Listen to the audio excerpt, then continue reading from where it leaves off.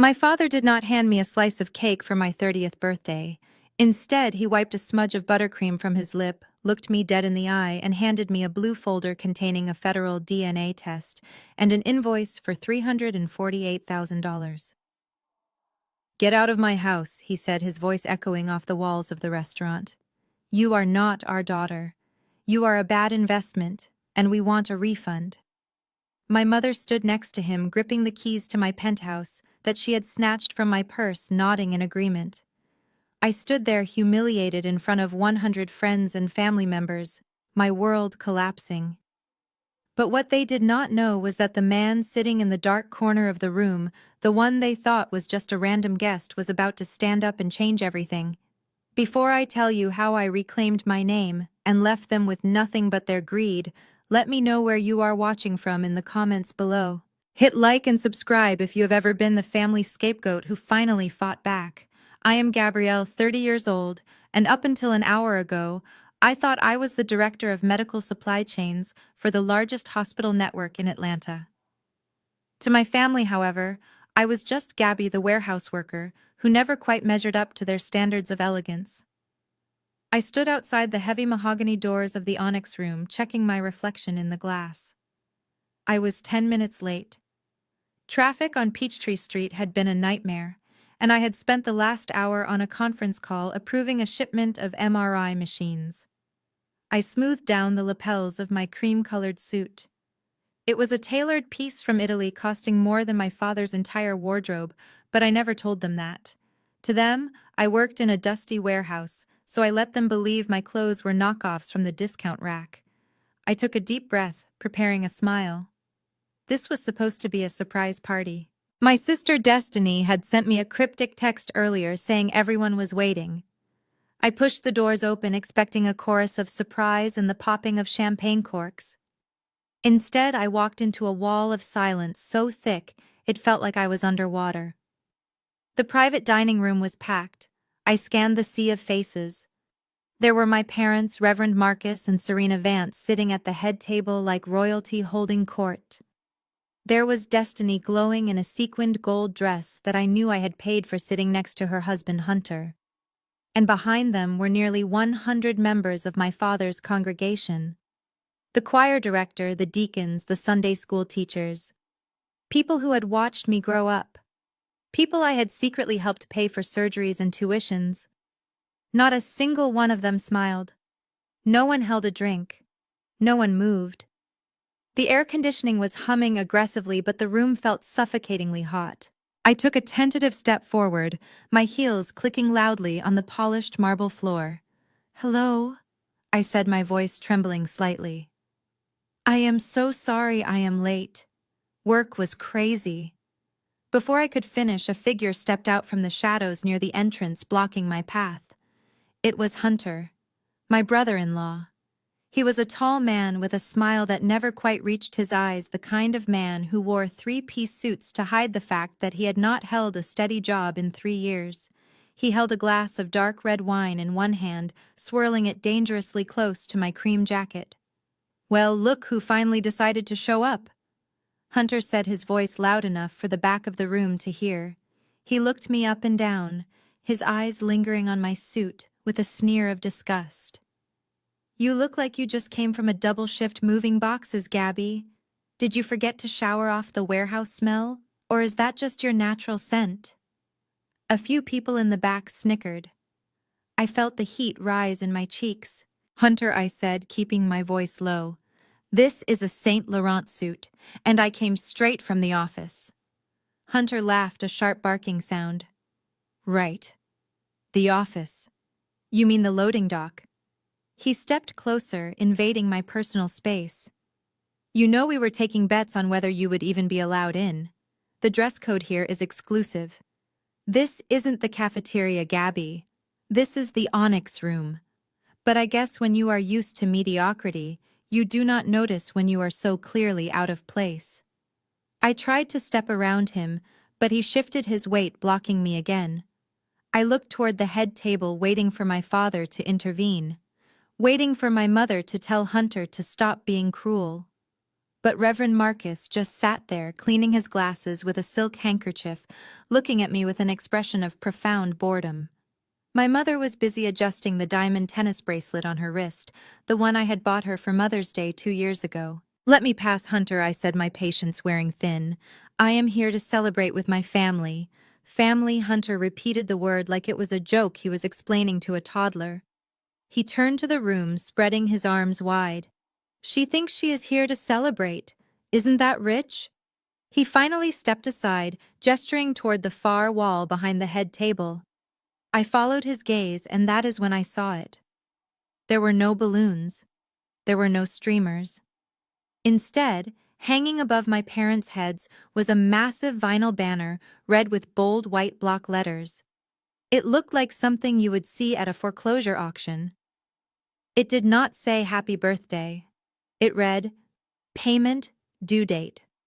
My stomach dropped. I looked from the banner to my father. "Dad, what is this? Is this some kind of joke?" My father stood up slowly. He adjusted his collar the same way he did before delivering a sermon on damnation. He tapped the microphone in front of him. The feedback squeal made everyone wince, but he didn't apologize. He just stared at me, his eyes cold and hard behind his wire-rimmed glasses. "Sit down, Gabrielle," he commanded, his voice booming through the speakers. "But Dad, the banner," I stammered. "I said sit down," he roared, slamming his hand on the table. The silverware rattled. I flinched instinctively, finding the nearest empty chair and sinking into it.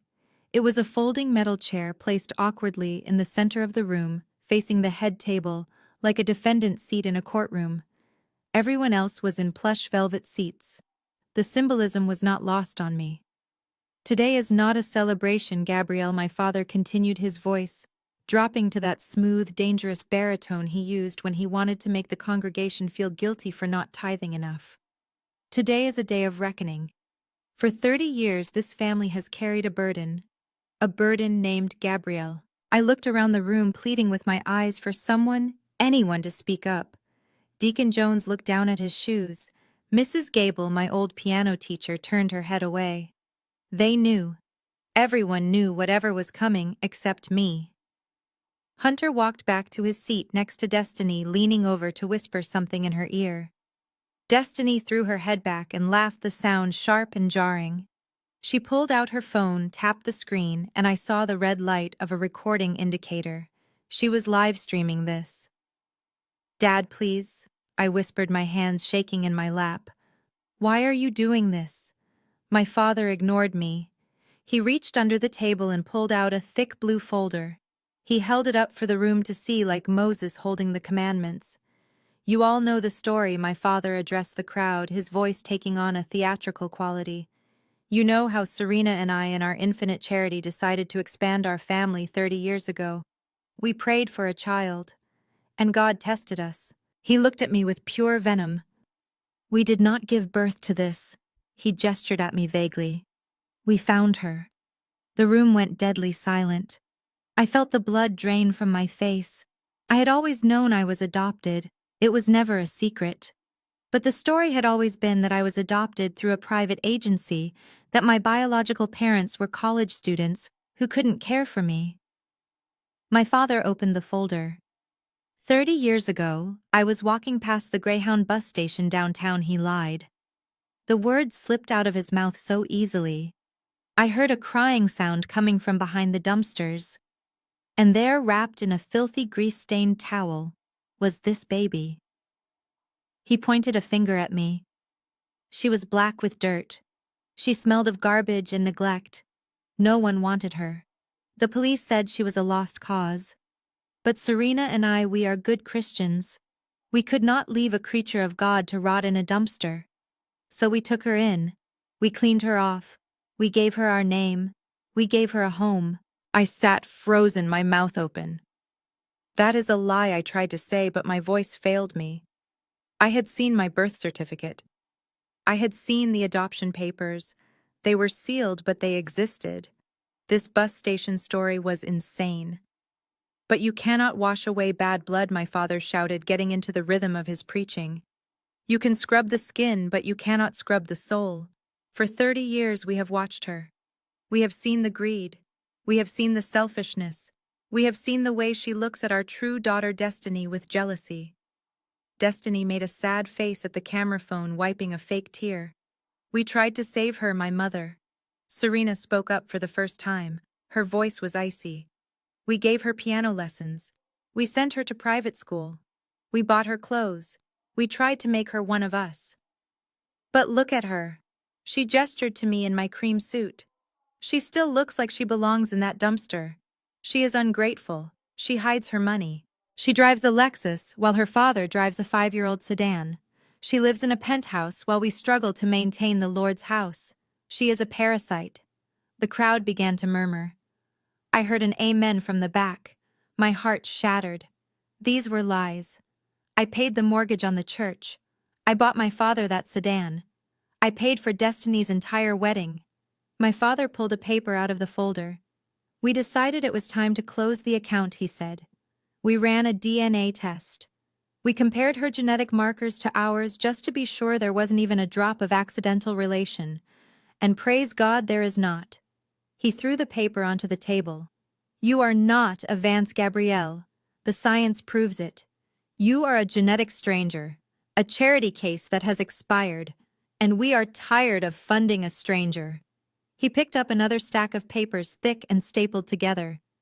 This is a bill, he said, his voice dropping to a terrifying whisper. Since you are not family, everything we spent on you was a loan.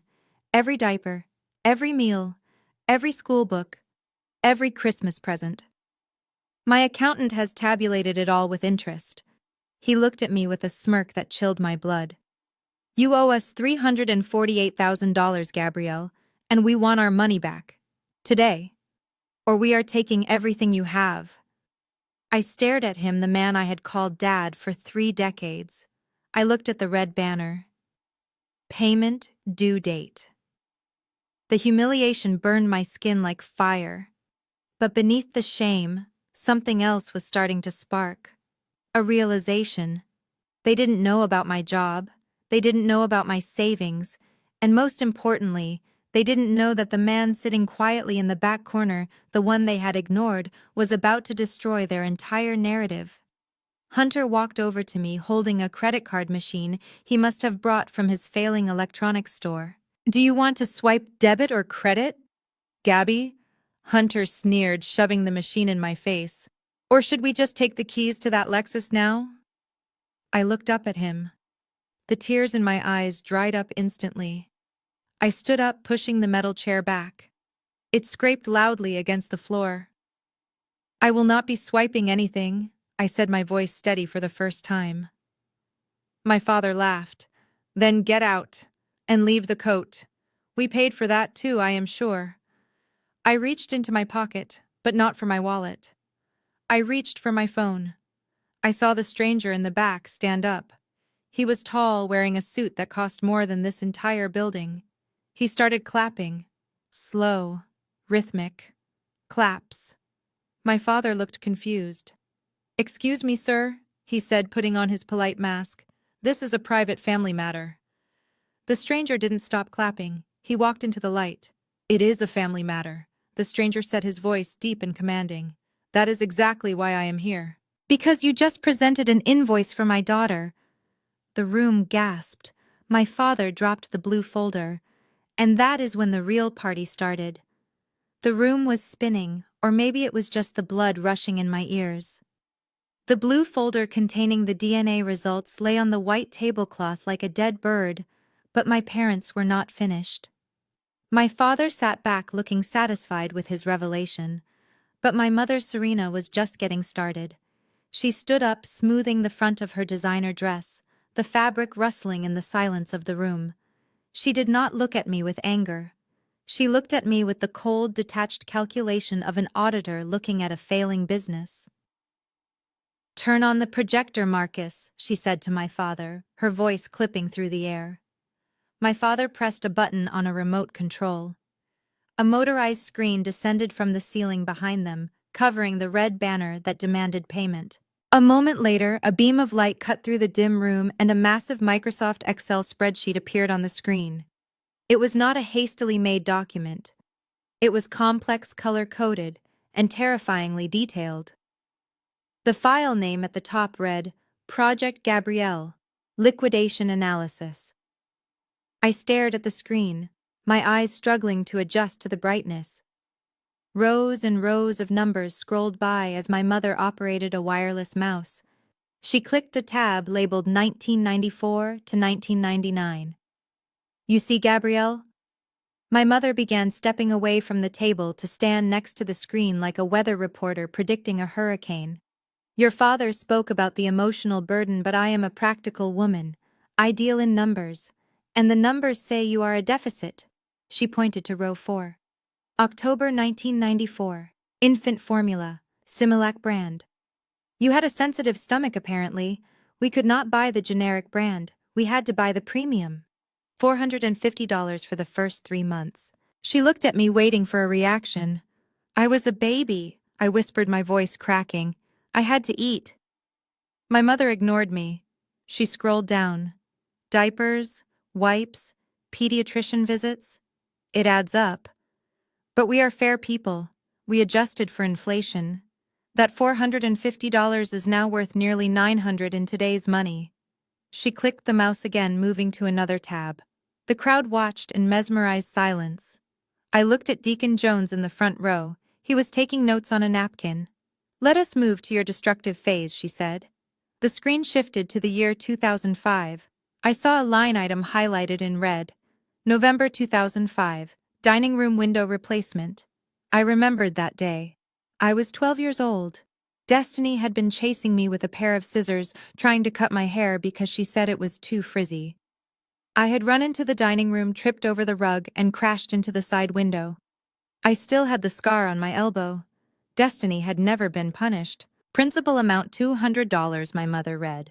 However, that was money we had set aside for Destiny's ballet recital. Because we had to fix the window, Destiny had to wear a used tutu. The trauma caused her to underperform. Destiny let out a small, tragic sigh from her seat, resting her head on Hunter's shoulder. So my mother continued, her eyes gleaming.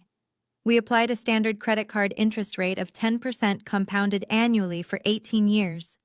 She hovered the mouse over the total column. That $200 window now costs you $1,113. A gasp went through the room. Not of horror, but of agreement. I heard someone whisper, "That is just basic math." I felt like I was drowning. They were monetizing my childhood. Every mistake, every accident, every meal was a line item in a ledger I never knew existed. They had not been raising a child.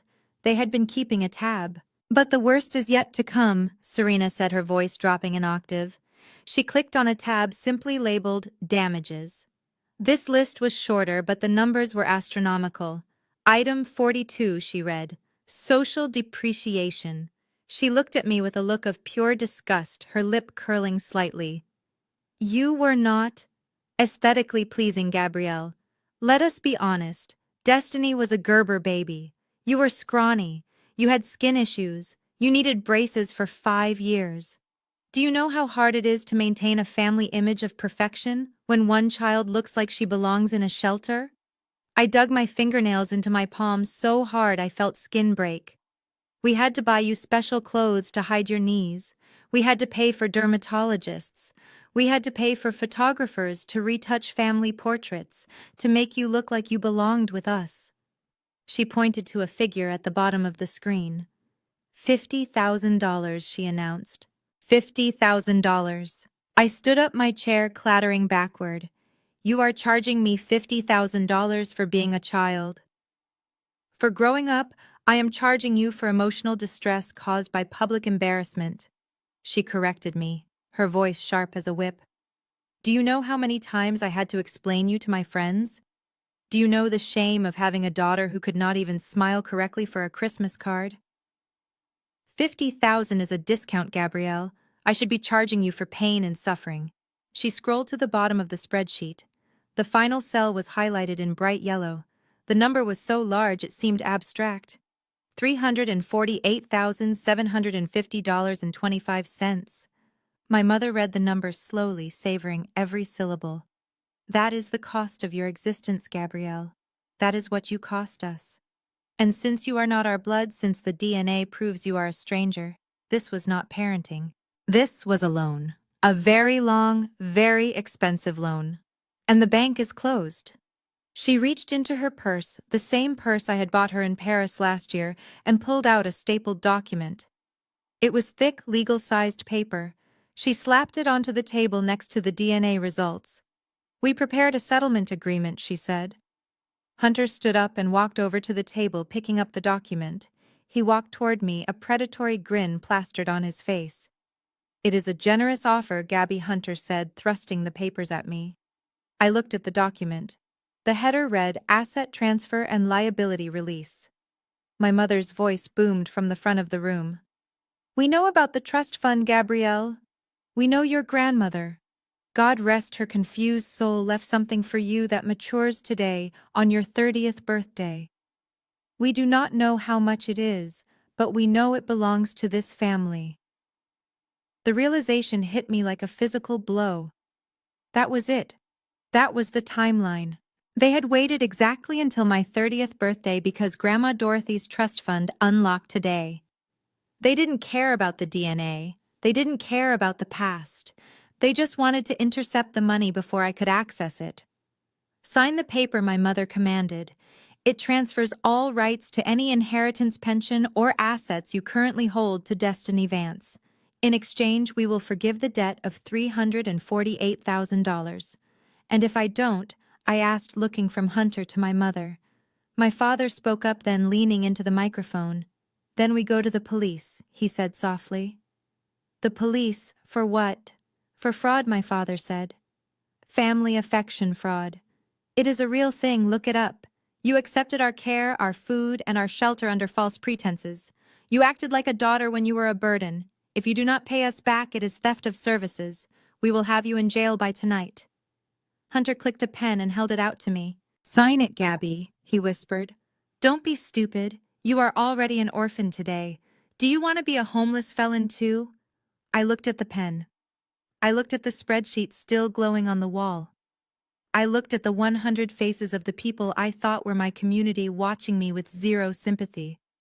They truly believed I owed them this. They believed my life had a price tag, and they were here to collect. My hand trembled as I reached for the pen, but I wasn't reaching to sign. I was stalling. Because out of the corner of my eye, I saw the stranger in the back stand up again. He wasn't clapping this time. He was checking his watch as if he was timing exactly how long it took for people to hang themselves with their own greed. I took the pen from Hunter. I looked at my mother. "You kept a spreadsheet," I said, my voice quiet but clear. "You kept receipts for 30 years. Business is business," my mother said, crossing her arms. "You are right," I said, dropping the pen onto the floor. It rolled under the table. "Business is business, and I think you are about to be audited." The sound of the pen hitting the marble floor echoed like a gunshot in the silent room. It rolled under the table, coming to a stop against my father's polished wingtip shoe. I did not bend down to retrieve it. I did not look down. I kept my chin high, staring directly into the furious eyes of the woman who had just presented me with an itemized bill for my childhood. The silence that followed was heavy, thick with the unsaid tension of 30 years of compliance finally snapping. My mother, Serena, looked at the pen, then back at me, her mouth opening and closing like a fish out of water. She had expected me to cry. She had expected me to beg. She had certainly expected me to sign. In her world, I was the eternal subordinate, the one who existed solely to serve the needs of the Vance family image. My refusal was not just an act of rebellion, it was a glitch in her carefully constructed matrix. "You ungrateful little wretch," my father hissed, his voice losing its polished preacher cadence and descending into a guttural growl. Pick it up and sign the paper, Gabrielle. Do not make us do this the hard way. I am not signing away my future to pay for a past you forced upon me," I said, my voice shaking but firm. "And I am certainly not signing over my grandmother's trust to fund Destiny's delusions." That was the trigger. Hunter stood up. He did not stand up like a concerned family member. He stood up like a bouncer at a dive bar who had decided it was time to throw out a patron. He unbuttoned his suit jacket, revealing the sweat stains on his dress shirt, and cracked his knuckles. It was a performance of masculinity, a show of force designed to remind me of my place. He walked around the table, his heavy footsteps thudding against the floor. He was a large man, soft around the middle from years of living off his wife's family, but he used his height as a weapon. He loomed over me, blocking out the light from the chandeliers, casting me in his shadow. "You think you are tough?" Gabby Hunter asked, his voice dripping with condescension. "You think because you have a little corporate job and a leased car that you are better than this family?" "It is not a lease," I said instinctively, clutching my purse tighter to my side. Hunter laughed, a cruel, dry sound. He reached out his hand, moving faster than I anticipated. He didn't grab my arm. He grabbed the strap of my leather tote bag. "Give it to me," he commanded. "No," I yelled, pulling back. "This is my property," I said. "Give it to me," Hunter roared. He yanked the bag with violent force. The strap dug into my shoulder, burning my skin before slipping from my grasp. I stumbled back, catching myself on the edge of a chair. Hunter held my purse like a trophy, a sneer twisting his face. "Let us see what the princess has in here," he mocked. "Let us see what assets we can liquidate right now." He did not open the bag and look inside. He turned it upside down. He dumped the entire contents of my purse onto the pristine white floor of the onyx room. It was a violation so intimate, so public, that I felt naked. My life scattered across the cold tiles. My wallet, my phone, a handful of tampons, my prescription bottle for migraines, a half-eaten protein bar, a compact mirror that cracked as it hit the ground. The sound was a cacophony of humiliation. The coins from the bottom of the bag rolled away, spinning and clattering, chasing the silence into the corners of the room. 100 people watched. 100 members of the church. Not one of them looked away. Not one of them stood up. They watched with a morbid curiosity, as if this were a part of the entertainment, a morality play, where the sinner is stripped bare before the congregation. I looked at my mother. She was sipping her iced tea, looking at the mess on the floor with a look of mild annoyance, as if I had spilled a drink rather than having my privacy violated. Hunter kicked through the pile of my belongings with his expensive Italian loafer. He kicked aside my wallet. He kicked aside my migraine medicine. He was looking for one thing. "Ah, here we go," he said. He bent down and snatched the key fob to my Lexus off the floor. He held it up to the light, dangling it in front of my face like he was teasing a dog with a bone. "Asset number 1 recovered," he announced to the room. "Destiny, honey, go wait by the valet stand. I think your new car is waiting." Destiny clapped her hands in delight, actually clapping as if this were a game show and she had just won the showcase showdown. "That is theft, Hunter," I said, my voice barely a whisper. I could feel the tears hot and stinging in my eyes, but I refused to let them fall. "It is repossession," he corrected me. He looked down at the floor again. His eyes landed on a tube of lipstick. It was a high-end brand, a deep crimson shade called Power Red. It was the lipstick I wore to board meetings. It was the lipstick I wore when I needed to feel invincible. It was the only splash of color I allowed myself in a life of gray compliance. Hunter stepped on it. He ground his heel into the tube. I heard the plastic crunch. I saw the red paste smear across the white marble floor like a streak of fresh blood. He twisted his foot, destroying it completely, turning my symbol of confidence into a stain. He stepped closer to me, so close I could smell the stale wine on his breath and the overpowering musk of his cologne. He invaded my personal space, forcing me to step back until my legs hit the chair behind me. He leaned down, bringing his face inches from my ear. The room was silent, expecting him to yell, but he didn't yell. He whispered, and the whisper was infinitely worse. "Look at this mess, Gabby," he hissed, his voice low and venomous.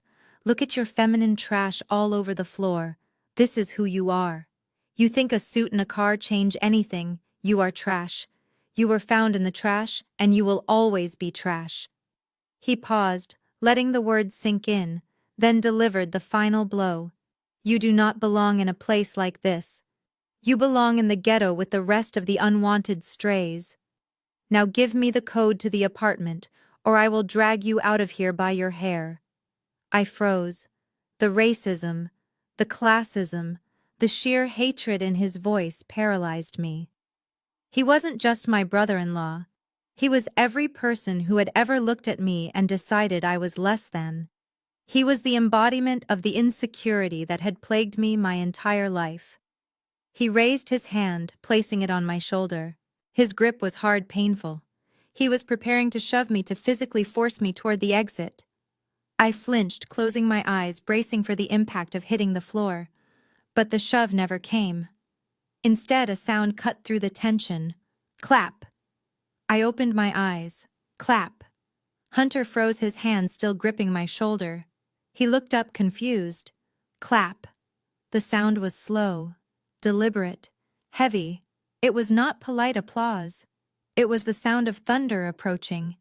It was coming from the back corner of the room, from the single table that sat in the shadows, the one everyone had ignored because they were too focused on my destruction. A figure stood up, a tall man in a charcoal suit. Clap. He walked out of the darkness and into the light of the chandelier. Clap. Hunter's hand loosened on my shoulder. The air in the room shifted instantly. The predator had just realized he was in the cage with something much, much bigger. The slow, rhythmic clapping stopped as abruptly as it had begun, leaving a silence in the room that was heavier than the noise had been. Hunter, who still had his hand clamped painfully on my shoulder, turned his head toward the back of the room. His expression shifted from arrogance to confusion, and then slowly to a dawning realization of danger. The man standing in the shadows stepped forward. He did not walk. He commanded the space. He was older, perhaps in his late 50s, with silver hair cut in a military-style fade, and a charcoal suit that was tailored so perfectly it looked like a second skin. On his lapel, catching the light of the chandelier, was a small gold pin, the seal of the state of Georgia. Behind him stood another man. This one was younger, wider, and radiated the kind of quiet menace that does not need to shout. He was at least 6 feet 5 inches tall, a wall of muscle packed into a dark suit. He wore a coiled earpiece. This was not a guest. This was a weapon. Hunter, seeing the size of the bodyguard, instinctively tried to puff out his chest, but it was a pathetic display. It was like a house cat trying to intimidate a panther. "Who the hell are you?" Hunter barked, though his voice wavered slightly. "This is a private event. You need to leave before I call security." The older man ignored Hunter completely. He did not even blink. He simply lifted one finger and pointed it at Hunter's hand, the hand that was still gripping my shoulder. "Remove it," the older man said. His voice was not loud, but it carried a resonance that vibrated in my chest. It was the voice of a man who was used to giving orders that changed laws. Hunter scoffed, his ego too inflated to read the room. "Or what old man? You going to make me?" The older man nodded slightly to the giant behind him. "Make him," he said softly. The bodyguard moved with a speed that defied his size. In one heartbeat, he was across the room. In the next, he had seized Hunter's wrist. There was no struggle. There was no fight. The bodyguard simply twisted. I heard a sickening pop, followed by Hunter's scream. The grip on my shoulder vanished instantly. Hunter was spun around, lifted off his feet by the back of his cheap suit jacket, and tossed. He flew through the air for a terrifying second before crashing into a table of appetizers. The table collapsed. Shrimp cocktails and crystal glasses shattered everywhere. Hunter groaned, writhing in a pile of broken glass and cocktail sauce, looking like a discarded rag doll. The room erupted in gasps. Destiny screamed, rushing toward her husband, but stopping short when the bodyguard turned his impassive gaze toward her. "My father." Reverend Marcus jumped up from his seat. His face was purple with rage. He adjusted his glasses and pointed a trembling finger at the silver-haired man. "How dare you?" Marcus roared. "This is a house of God's people. You cannot just walk in here and assault my son-in-law. I will have you arrested. I will sue you for every penny you have. Do you know who I am? I am Reverend Marcus Vance. The silver-haired man finally walked into the center of the room. He stopped right in front of the head table. He looked at Marcus with an expression of profound disappointment, the way a teacher looks at a student who has failed a test they cheated on. I know exactly who you are, Marcus, the man said, and I know you are about as much a man of God as I am a ballerina. Marcus froze.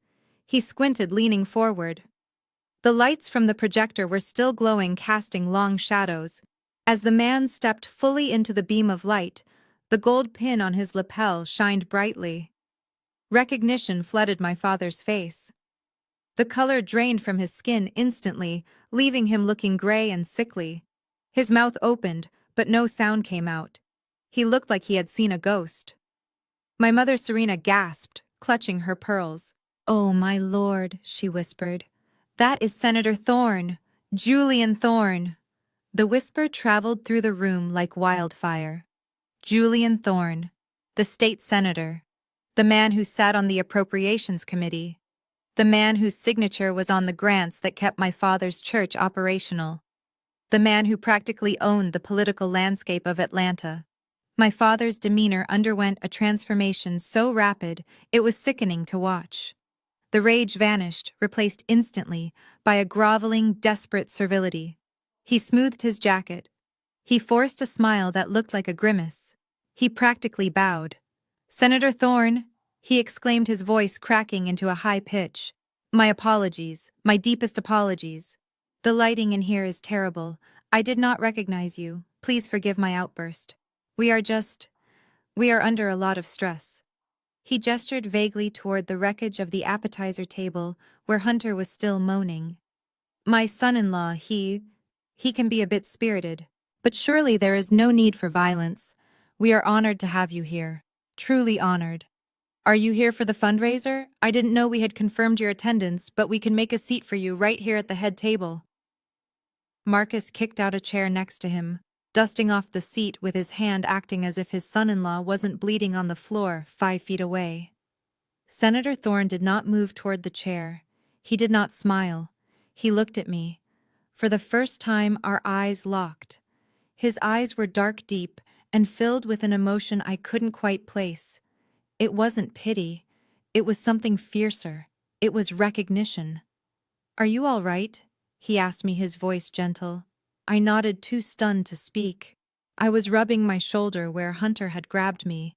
My father laughed nervously, stepping between me and the senator, trying to block his view of me.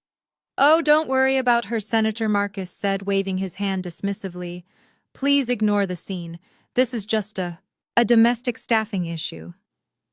Senator Thorne's eyes snapped away from me and locked onto Marcus. The temperature in the room seemed to drop 10 degrees. "A staffing issue," Thorne repeated slowly. Yes, yes," Marcus stammered, sweating profusely now.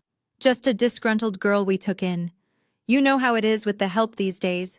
You try to be charitable, you try to give them a roof over their heads, and they get entitled. She was just causing a scene, trying to ruin a family celebration. We were just in the process of letting her go." My mother Serena chimed in, trying to aid the deception. She stood up, flashing her most charming society smile. "It is true, Senator. We apologize you had to see this. Gabrielle is, well, she has always been a bit unstable. We have tried to help her, but sometimes you just have to cut ties with the toxicity. We are sending her away for her own good. Please let us get you a drink. We have a wonderful vintage." I stood there feeling like the floor was dissolving beneath me. The help, unstable, toxic. Even in the presence of one of the most powerful men in the state, they couldn't stop lying. They couldn't stop erasing me. I looked at the senator, waiting for him to believe them. Everyone always believed them. They were the respectable religious leaders, and I was just the quiet, awkward girl in the background. Senator Thorne looked at Marcus. Then he looked at Serena. Then he looked at the blue folder containing the DNA results that was still sitting on the table. He reached out and picked it up. "You say she is the help?" Thorne asked, flipping open the folder. "Technically, yes," Marcus said, eager to agree. "We raised her, but..." As you can see from the mess she made, she is not exactly family material. She is just someone we employed to fill a space. Thorn closed the folder. The sound was sharp. He took a step closer to Marcus. He was taller than my father, broader, and infinitely more powerful. You just handed her a bill for $300,000, Thorn said. I heard you from the back. You charged her for diapers. You charged her for food. You charged her for existing. Marcus swallowed hard. Well, Senator, that is just accounting. It is a way to teach responsibility. She needs to learn the value of $1. Thorn laughed. It was a cold, terrifying sound. Teach responsibility. You, a man who has been skimming off the church donation fund for 5 years. The room went deadly silent. Marcus turned pale. I don't know what you are talking about, Marcus whispered. I think you do, Thorn said. But we can discuss your embezzlement later. Right now I want to discuss your vocabulary. Thorn turned to the crowd. He looked at the 100 faces watching him. Then he turned back to Marcus and Serena. You called her the help. You called her a stranger. You called her a bad investment. Thorn reached out and took my hand. His grip was warm, firm, and safe. He pulled me gently from behind my father's shadow until I was standing right next to him, shoulder to shoulder. Look at her, Marcus Thorn commanded. Look at her face. Look at her eyes. I looked at my father. He was trembling. You said you found her at a bus station, Thorn said, his voice rising, filling the cavernous room. You lied. You stole her from a nursery in Mercy General Hospital 30 years ago. You stole her because your own baby died and you needed a dependent to keep your welfare checks coming. You stole her. Thorn squeezed my hand. And you made a mistake today, Marcus. You invited the whole town to witness your cruelty. But you didn't check the guest list. Because if you had, you would know that I didn't come here for your fundraiser. I came here for her. Thorn turned to me, his eyes shining with tears that he refused to let fall. You called her the help, Thorn whispered, the anger vibrating in his chest. But you are wrong. She isn't the help. She isn't a stranger. And she certainly isn't a Vance. He looked at the crowd, then back at my terrified parents, delivering the words that would burn their world to the ground. You just called my daughter the help, and nobody insults my blood and walks away with a house, a job, or a shred of dignity. The silence that followed was broken only by the sound of my mother dropping her glass. It shattered on the floor, joining the wreckage of their lives. The silence in the onyx room was absolute. The shattered glass of my mother's drink lay on the floor, a sparkling testament to the sudden shift in power. Senator Julian Thorn did not shout. He did not lose his composure. He simply walked over to the table where my mother Serena had been operating the laptop. She tried to block him, her hands fluttering nervously over the keyboard. But one look from the senator was enough to make her recoil. He did not need to touch her. His presence was a physical force that pushed her back into her chair. He turned the laptop around. He plugged in a small encrypted USB drive that he had pulled from his breast pocket. You wanted to talk about history, Marcus? Julian said, his voice echoing off the vaulted ceilings. You wanted to talk about how you found a dirty child at a bus station. You wanted to paint a picture of charity. But the problem with lies is that they leave a trail. And the problem with you is that you forgot that hospitals have eyes. Julian pressed a key. The massive screen behind him, which had just displayed the itemized bill of my childhood, flickered. The spreadsheet vanished. In its place, a video player opened. The footage was grainy black and white and clearly old. The timestamp in the bottom right corner read June 14th, 1994, 3:15 in the morning. I stepped closer to the screen. My heart was hammering against my ribs so hard I thought it would crack them. Let me narrate this for you, Julian said, stepping to the side so the entire room could see. This is the maternity ward of Mercy General Hospital, the East Wing. On the screen, a long, empty hallway appeared. It was dark, illuminated only by the safety lights near the floor. A moment later, two figures entered the frame. They were pushing a large industrial cleaning cart. They were not wearing the suits and designer dresses they wore today. They were wearing matching gray jumpsuits, uniforms. The crowd began to murmur. I heard someone whisper, "Is that a janitor's uniform?" "Yes," Julian answered the whisper, though he was looking straight at Marcus. 30 years ago, Reverend Marcus and First Lady Serena were not clergy. They were the night shift custodial staff at Mercy General. They mopped the floors, they emptied the trash, and they had access to every room in the building. On the screen, the two figures stopped in front of a door. The sign on the door, barely legible in the grain, read Neonatal Intensive Care Unit. Marcus, the man on the screen, looked up and down the hallway nervously. Serena, the woman on the screen, was holding something. It was a bundle of blankets, but the way she held it, it was limp. It was still. My breath caught in my throat. I knew with a sickening instinct what was in that blanket. Julian's voice dropped, becoming heavy with grief. Earlier that night, Serena gave birth in a supply closet, Julian explained. She didn't want to go to a doctor because they were hiding income from the IRS. The baby was born prematurely. It did not survive. The room gasped. Serena let out a low, animalistic wail from her seat, covering her face with her hands. They had a problem. Julian continued, his eyes never leaving the screen. They had already filed the paperwork for government assistance. They had applied for increased housing benefits based on a dependent child. A dead child gets a funeral. A living child gets a check. They needed a baby to keep the money flowing. On the video, the figure of Marcus opened the door to the NICU with a master key. They pushed the cleaning cart inside. The camera angle switched. This footage was clearer. It was inside the nursery. Rows of plastic bassinets lined the room. Most were empty, but one near the window was occupied. "That is my daughter Julian," said, his voice breaking for the first time. "That is Camille.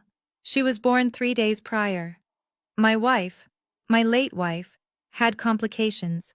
She was in the ICU recovering. I had gone home for 2 hours to shower and change." On the screen, Serena walked over to the bassinet. She looked down. She didn't hesitate. She didn't look conflicted. She reached into the bundle she was carrying, the lifeless body of her own child, and placed it into the bassinet. Then she reached in and picked up the living, breathing baby. She picked up me. She wrapped me in a dirty towel from the cleaning cart to hide me. She placed me into the canvas laundry bag hanging off the side of the cart. I put a hand over my mouth to stop a scream from escaping. I watched myself, a 3-day-old infant, being tossed into a bag of dirty linen like I was garbage. "They swapped them," Julian said. "They left their deceased child in place of mine." When the nurses did their rounds at 4 a.m., they found a cold baby. My wife and I were told our daughter had passed away in her sleep from SIDS. We buried a stranger. We mourned a child who wasn't ours. And while we were planning a funeral, these two— he pointed a shaking finger at Marcus and Serena. These two were walking out the back loading dock with a stolen baby hidden in a trash cart. The video ended with the two figures disappearing into the elevator. The screen went black. For a moment, no one breathed. The horror was too absolute. Then the sound of retching broke the silence. One of the choir members was sick into a potted plant. I stood there frozen. My entire life replayed in my mind in a split second. The coldness, the emotional distance, the way my mother never hugged me, the way my father looked at me with calculation rather than love, the spreadsheet, the bill, the constant demands for money. It all made sense. I wasn't the black sheep. I wasn't the disappointment. I was the golden goose. They didn't hate me. They simply didn't care about me as a human being. I was an asset. I was a tool they had stolen to unlock welfare checks, tax credits, and eventually a paycheck from my own hard work. The reason they treated me like an employee was because in their minds that is exactly what I was. I was an investment that was supposed to pay dividends. Tears streamed down my face, hot and fast. But they weren't tears of sadness anymore. They were tears of clarity. The burning shame I had felt 10 minutes ago when they called me a dumpster baby was gone. I wasn't unwanted. I was so wanted that I was stolen. I was so valuable that my father, my real father, had spent 30 years looking for me. Julian walked over to me. He stood in front of me, blocking the view of the monsters at the table. He reached out and cupped my face with both hands. His hands were shaking. I hired private investigators for 20 years. He whispered, his voice thick with emotion. I never believed she was gone. I felt it. And last week when I saw you at the charity gala, you have her eyes. You have your mother's eyes. He pulled a small plastic bag from his pocket. Inside was a strand of hair.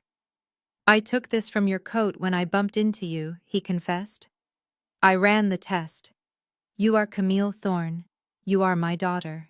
And I am so sorry I wasn't there to protect you from these animals. I leaned into his touch. It was the first time in 30 years I felt the touch of a parent who actually loved me. Behind us, Marcus stood up. The fear on his face had turned to a cornered feral desperation. That video is fake, he screamed, his voice cracking. It is AI. It is deepfake. You are trying to frame a man of God. The crowd turned to look at him, but this time, they didn't look with reverence. They looked with revulsion. They saw the janitor in the expensive suit. They saw the kidnapper behind the pulpit. Julian turned slowly to face him. The FBI forensics team who restored that footage disagrees, Marcus Julian said calmly. And the agents waiting outside right now tend to trust their own evidence over the word of a man who just charged his kidnapped daughter for breast milk. The reality of the situation finally hit Serena. She didn't scream at me this time. She didn't demand money. She looked at the door, realizing there was no way out. Her reign of terror, built on a lie 3 decades old, had just crumbled in under 3 minutes. I stepped out from behind Julian. I wiped the tears from my face. I looked at the woman who had raised me, the woman who had put me in a laundry bag. You charged me a fee for social depreciation, I said, my voice cutting through the room like a blade. You said I cost you $50,000 because I was ugly. Serena flinched. I think you got the math wrong, I said. You didn't lose money on me. You stole a life. And the price of a life is a lot higher than $300,000. The price is everything you have. The video screen went black, but the image of my infant self being tossed into a laundry bag seemed to be burned into the retinas of everyone in the room. I stood next to Senator Julian Thorne, the man who was my biological father, and watched the people I had called family for 30 years. A normal person caught in a lie of this magnitude would crumble. A normal person would weep, beg for forgiveness, or perhaps faint from the sheer weight of their own immorality. But Serena Vance was not a normal person. She was a master of survival, a woman who had built an entire life on the foundation of theft and deception. She did not cry. She did not look down. Instead, a terrifying transformation took place. The shock on her face hardened into a mask of pure, unadulterated rage. She stood up, knocking her chair over. The sound was sharp and violent. She looked at Julian, then at me, and her eyes were blazing with a fire that seemed to consume all reason. "So what?" Serena screamed. The 2 words hung in the air, more shocking than the silence that had preceded them. "So what?" She repeated, her voice rising to a shriek that made the crystal glasses vibrate. "So what if we took her?" She stepped out from behind the table, walking toward us with aggressive strides. She pointed a finger at me, a finger adorned with a diamond ring that I had paid for. "Look at her!" Serena yelled, gesturing wildly at me. "She is standing there in a designer suit, healthy, educated, alive. Do you think she would be alive if we left her in that hospital? Do you think she would be standing here today if I hadn't taken her in?" She turned to the crowd, her arms wide, appealing to the very people she had duped for decades. "I saved her," Serena bellowed. "I am the one who woke up in the middle of the night when she had a fever. I am the one who made sure she did her homework. I am the one who cooked her meals. This man, this stranger in a suit, where was he? He was gone. I did the work. Julian stepped forward, shielding me slightly, but Serena was undeterred. She was running on adrenaline and narcissism now. You dare to come into my house and judge me, she spat at Julian. You dare to show a video from 30 years ago and act like it erases everything I did. Biology is nothing. Blood is nothing. I am her mother. Because I paid the price, I paid with my time, I paid with my youth. She turned her venom back on me. And you, Gabrielle, you ungrateful, selfish child, you stand there and let him call us criminals. After I fed you, after I clothed you, you owe me. You owe me every breath you take. She slammed her hand against her chest. I raised you. Me, not him. The labor of raising a child is worth more than the labor of birthing one. You still owe me that money. That invoice stands. You ate my food, you lived in my house, you think finding out you were stolen changes the bill? It doubles it because I raised a child that wasn't even mine. I did charity work for 30 years and I expect to be reimbursed. Her logic was so twisted, so profoundly sick, that I felt a wave of nausea. She was gaslighting the entire room. She was trying to convince us that kidnapping was actually an act of benevolence, and that the victim of the crime owed the criminal a service fee. Destiny stood up, then wiping her fake tears and joining her mother's offensive line. "Mom is right," Destiny shouted, her voice shrill and piercing. "How could you do this to us, Gabby?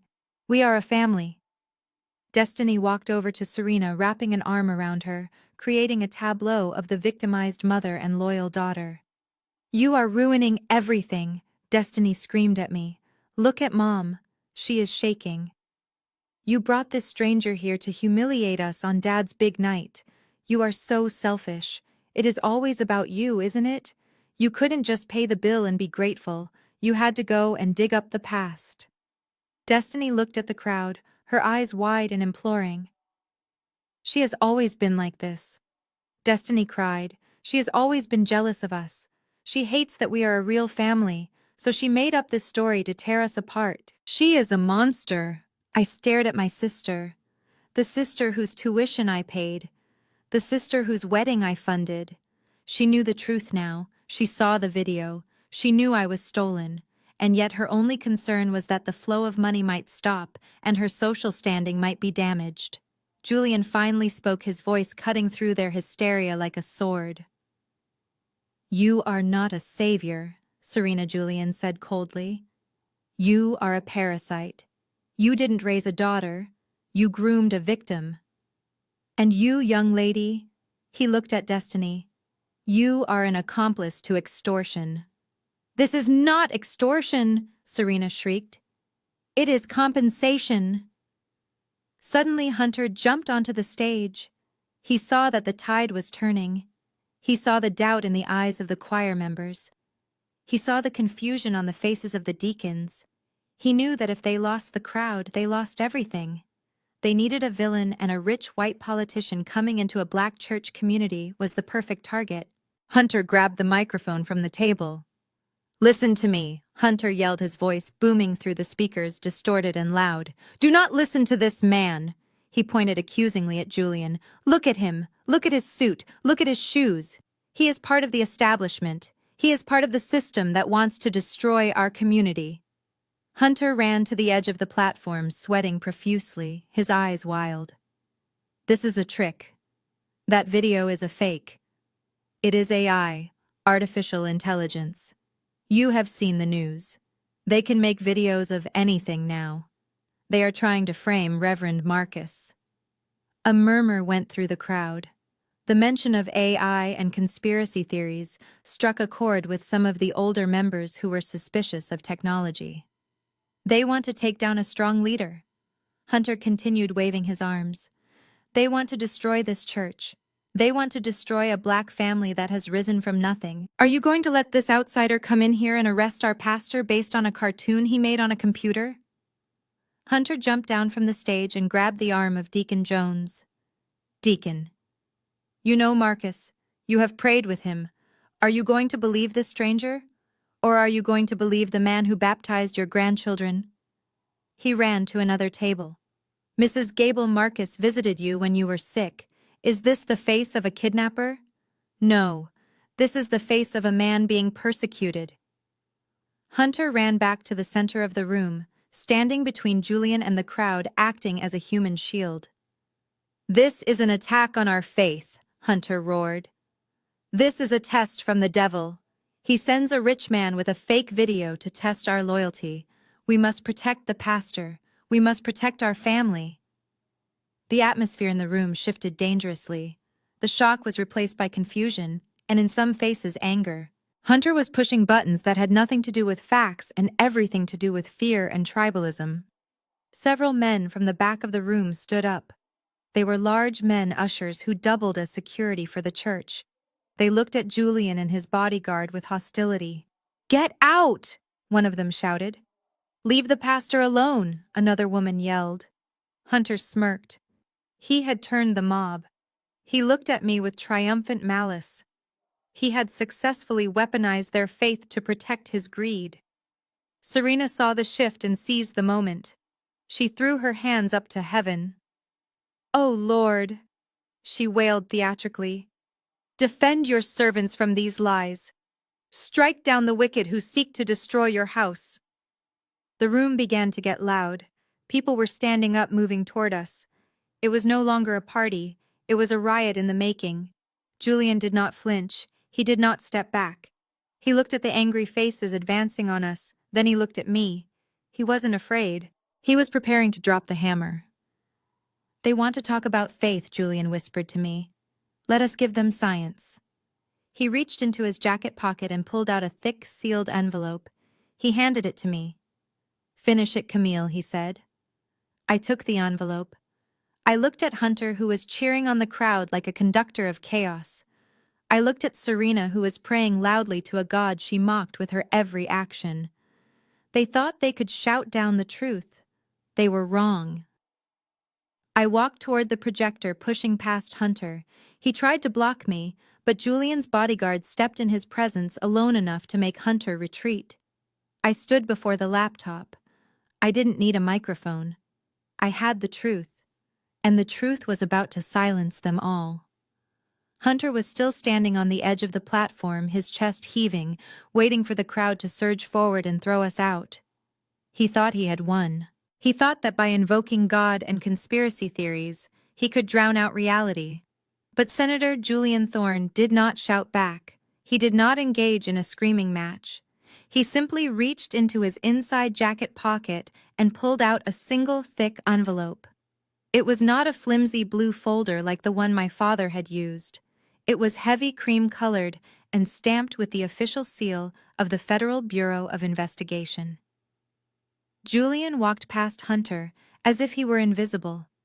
He walked past my mother Serena, who was still panting from her theatrical performance of victimhood. He placed the envelope under the high-resolution camera of the document projector. "You want to talk about fake videos?" Julian said, his voice calm, steady, and terrifyingly quiet. "You want to talk about AI.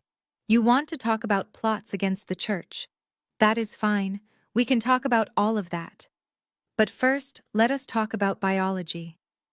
He opened the envelope. He pulled out a document that had a holographic watermark shimmering in the light.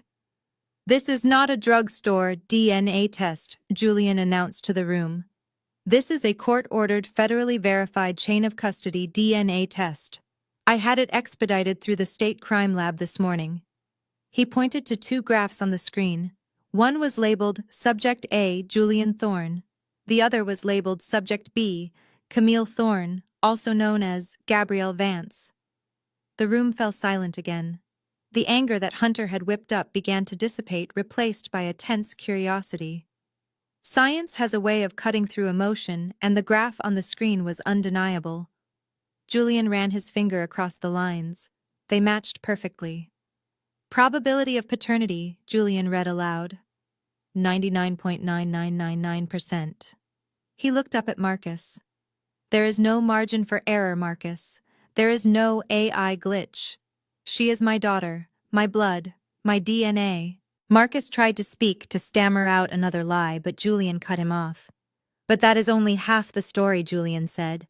Proving she is mine is easy. Proving she isn't yours. Well, I thought you might try to claim some miracle. I thought you might claim you adopted her legally. So I dug deeper.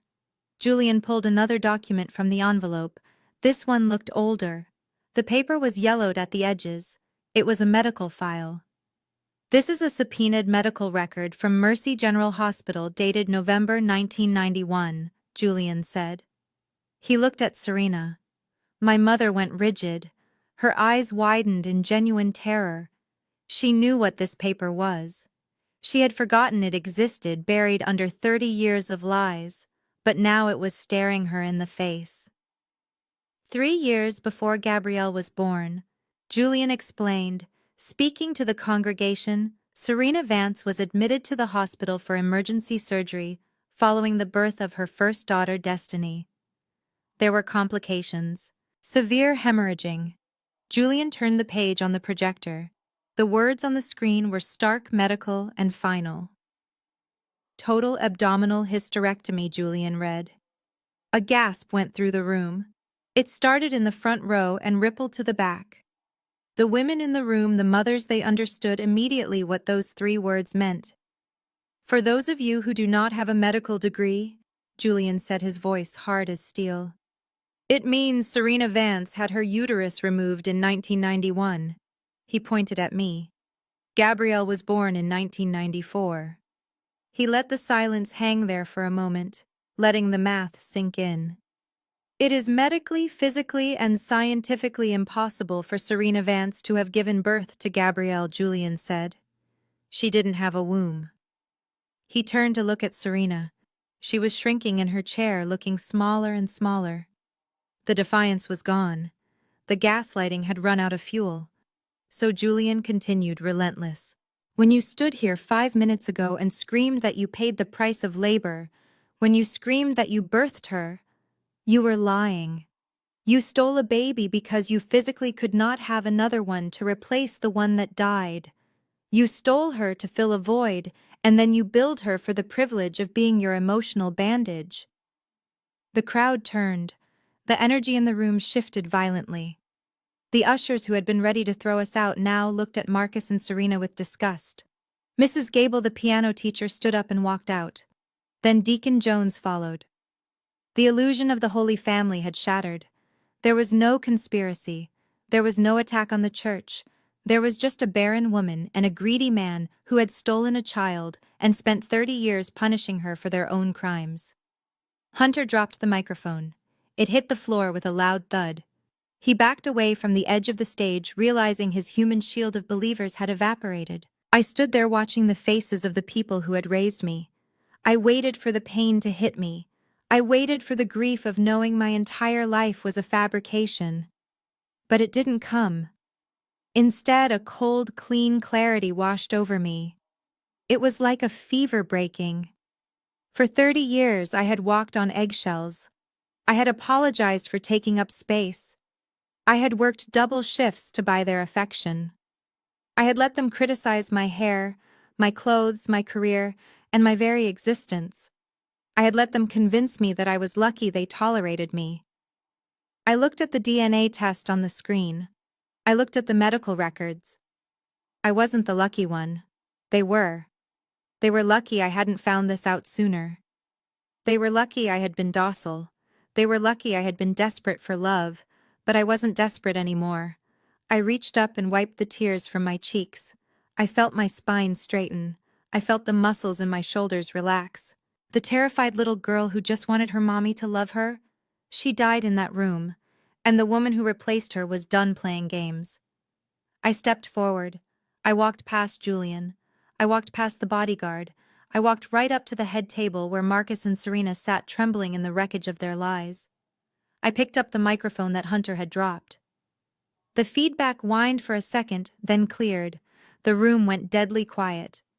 Everyone was looking at me, not at the banner, not at the screen, at me. You spent 3 hours humiliating me, I said. My voice didn't shake.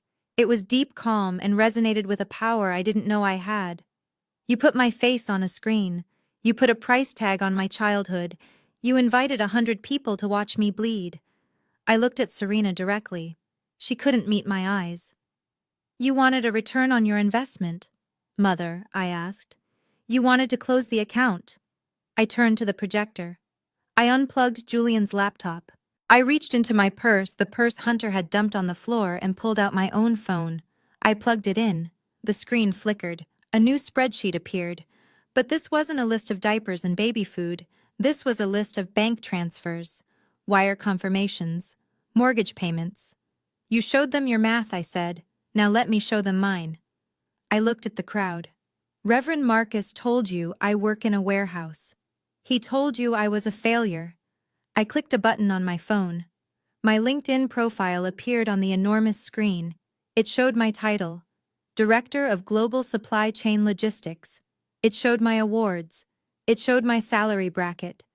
I manage a budget of $400 million a year, I said. I do not move boxes. I move economies. I turned back to Marcus. And for the last 10 years, I have been moving this family. I clicked the next tab. Enough talking, I said into the microphone.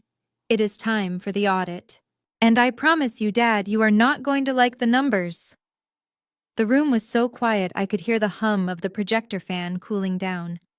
My mother Serena sat slumped in her chair, the fight drained out of her by the undeniable truth of her medical records. My father Marcus was staring at the table, his hands gripping the tablecloth as if he were trying to keep the earth from spinning off its axis. They were waiting for me to scream. They were waiting for me to cry about my stolen childhood. But I was done crying. I was a professional, and in my world, when a deal goes bad, you do not get emotional.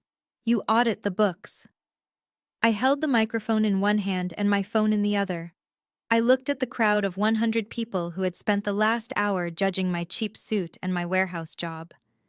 You all laughed when Hunter asked if I smelled like the loading dock, I said, my voice echoing clearly through the room. You laughed because it was easier to believe I was a failure than to ask why a woman with a master's degree from Georgia Tech was working manual labor. I tapped my phone screen. The projector behind me flared to life again, but this time it did not show a DNA test. It showed my professional biography from the website of Atlanta Medical Systems. For 10 years I let you believe I moved boxes. I said, walking slowly toward my father. I let you believe I was a shift supervisor. I let you believe I lived paycheck to paycheck, because it was the only way to keep you from asking for more money than you already took. I pointed to the screen. I do not work in the warehouse, Dad. I am the Director of Global Supply Chain Logistics. A ripple of confusion went through the room. Hunter looked up from the floor, his eyes narrowing. What does that mean? Hunter spat, trying to regain some ground. It means you drive a forklift. I laughed. It was a dry, humorless sound. It means I control an operational budget of $400 million a year, I corrected him. It means I decide which hospitals get MRI machines. It means I negotiate contracts with pharmaceutical companies in Switzerland. And most importantly for you, Reverend Marcus, it means I sit on the board of the Community Outreach Grant Program. My father's head snapped up. His face went pale. The grant program, he whispered. Yes, I said. The program that funded the new roof for your church last year. The program that bought the new van for the senior center. The program that pays your salary, Dad. I swiped the screen. A document appeared. It was a grant approval letter for $50,000 dated 6 months ago. At the bottom was a signature. Look at the signature, Dad, I commanded. He squinted. He had framed this letter in his office. He had told the congregation that God provided this money through a mysterious benefactor. He read the signature on the screen. G. Vance. You thought G. Vance stood for some executive named George or Gregory, I said. You never stopped to think that the daughter you called a failure was the one signing your paychecks. I watched the realization hit him. He had been biting the hand that fed him, not just metaphorically but literally. Every time he mocked my job, he was mocking the source of his survival. But that is corporate money, I continued, my voice hardening. That is business. Let us talk about the personal accounts. I switched tabs on the screen. A spreadsheet opened. It was titled, The Anonymous Donor. For the last decade, whenever this family hit a financial wall, a miracle happened, I said. Remember? 2018? Hunter gambled away the mortgage money. You were 3 days away from foreclosure. Then suddenly an anonymous check arrived at the church office for $40,000. I looked at Serena. You told the congregation it was a blessing from an angel. You cried in the pulpit. You wrote a thank you letter to Dear Anonymous Friend. I clicked a cell on the spreadsheet. A scanned image of a cashier's check appeared. It was drawn from my personal savings account. I am the angel mother, I said. I paid the mortgage. I scrolled down. 2019. Destiny needed a new car because she crashed her BMW while driving under the influence. The insurance wouldn't cover it. Who paid the $25,000 settlement to keep her out of jail? Destiny looked down at her lap, her face burning. Anonymous donor. I answered for her. Me. I kept scrolling, reading the items faster, letting the weight of the numbers crush them. 2020. Dad's heart surgery copay. $15,000. Me, 2021.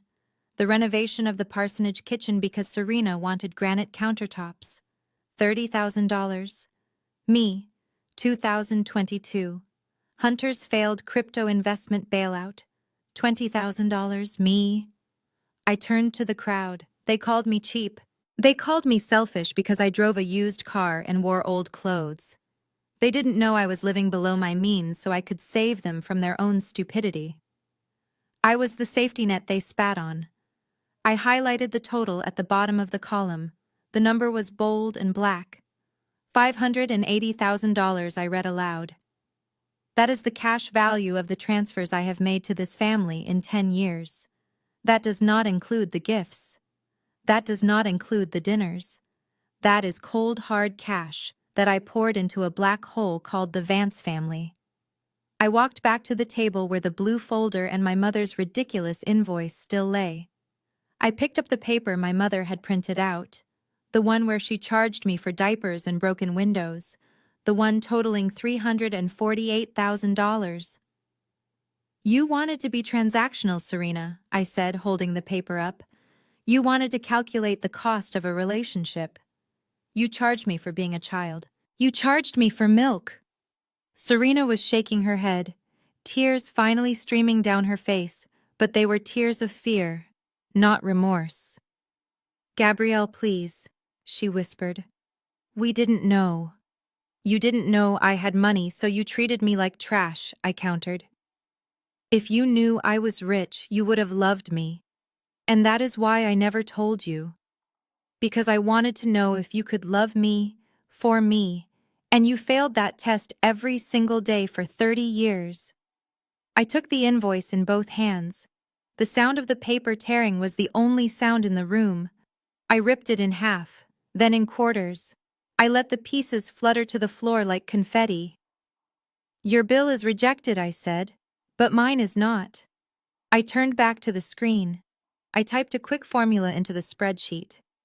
You charged me 10% interest, Mom, I asked. That seems fair. Let us apply the same rate to my contributions. Since my money was a loan and not a gift because strangers don't give gifts to kidnappers, you owe me interest. The number on the screen jumped. $580,000 compounded annually at 10% over 10 years. I looked at the final figure. $1.2 million, I announced. I looked at Marcus. I looked at Serena. I looked at Hunter and Destiny.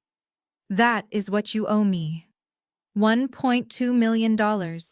And unlike you, I do not accept payment plans. Marcus stood up, his legs shaking so bad he had to lean on the chair. Gabrielle, honey, we don't have that kind of money, he pleaded. You know we don't. We spent it. It is gone. I know you don't have it. I said, my voice dropping to a whisper that carried more threat than a scream. But you do have assets. I pointed to the door. You have a house. The one I paid for. You have cars. The ones I bailed out. You have a church building that sits on land that is increasing in value. I pulled a document from my purse. It wasn't a check. It was a lien. I prepared this just in case. I said, "This is a lien against all properties associated with the Vance Family Trust. I am freezing everything. The house, the cars, the church accounts." Hunter jumped up. "You can't do that. That is our money." "It is my money," I shouted finally, letting the anger explode. "It was always my money. You were just spending it." I looked at Julian Thorne, my real father, who was watching me with a look of intense pride. He nodded once. I turned back to the people who had stolen me. "You have 24 hours to vacate the parsonage," I said. "You have 24 hours to return the keys to the cars. And you have 24 hours to come up with a payment schedule for the remaining balance. If you don't, I will let the IRS know about the income you hid from them for 30 years.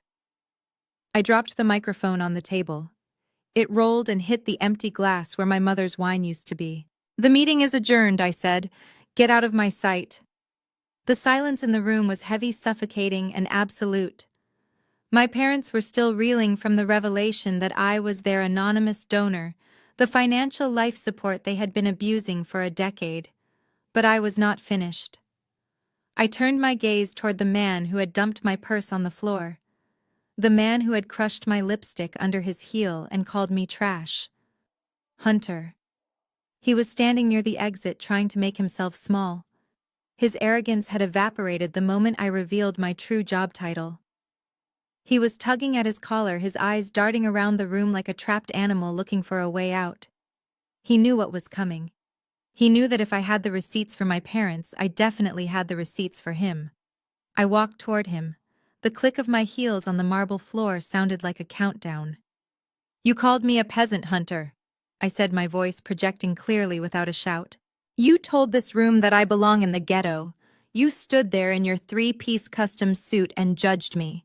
I stopped 10 feet away from him. "You like to play the role of the Wall Street tycoon, don't you? You tell everyone you are a senior broker. You tell everyone you manage high-net-worth portfolios." I turned back to the screen behind me. "Let us check the portfolio." I tapped my phone. The screen changed. It was no longer a spreadsheet. It was a background check from the Financial Industry Regulatory Authority. It was a public record accessible to anyone who knew where to look. But clearly no one in this room, especially not my sister Destiny, had ever looked. The document on the screen had a large red stamp across the top. "Revoked." I read the text aloud for the people in the back. "Hunter Fitzgerald, license number 4920, status, terminated for cause. Date, 3 years ago." I looked at Hunter. He was pale, his skin taking on a sickly greenish hue. "You haven't traded a stock in 3 years, Hunter," I said. "You were fired for churning client accounts to generate commissions. You are not a broker. You are unemployed." A gasp went through the room. Destiny stood up, her hands trembling. "That is not true," she stammered, looking at her husband. "He goes to work every day. He has an office downtown."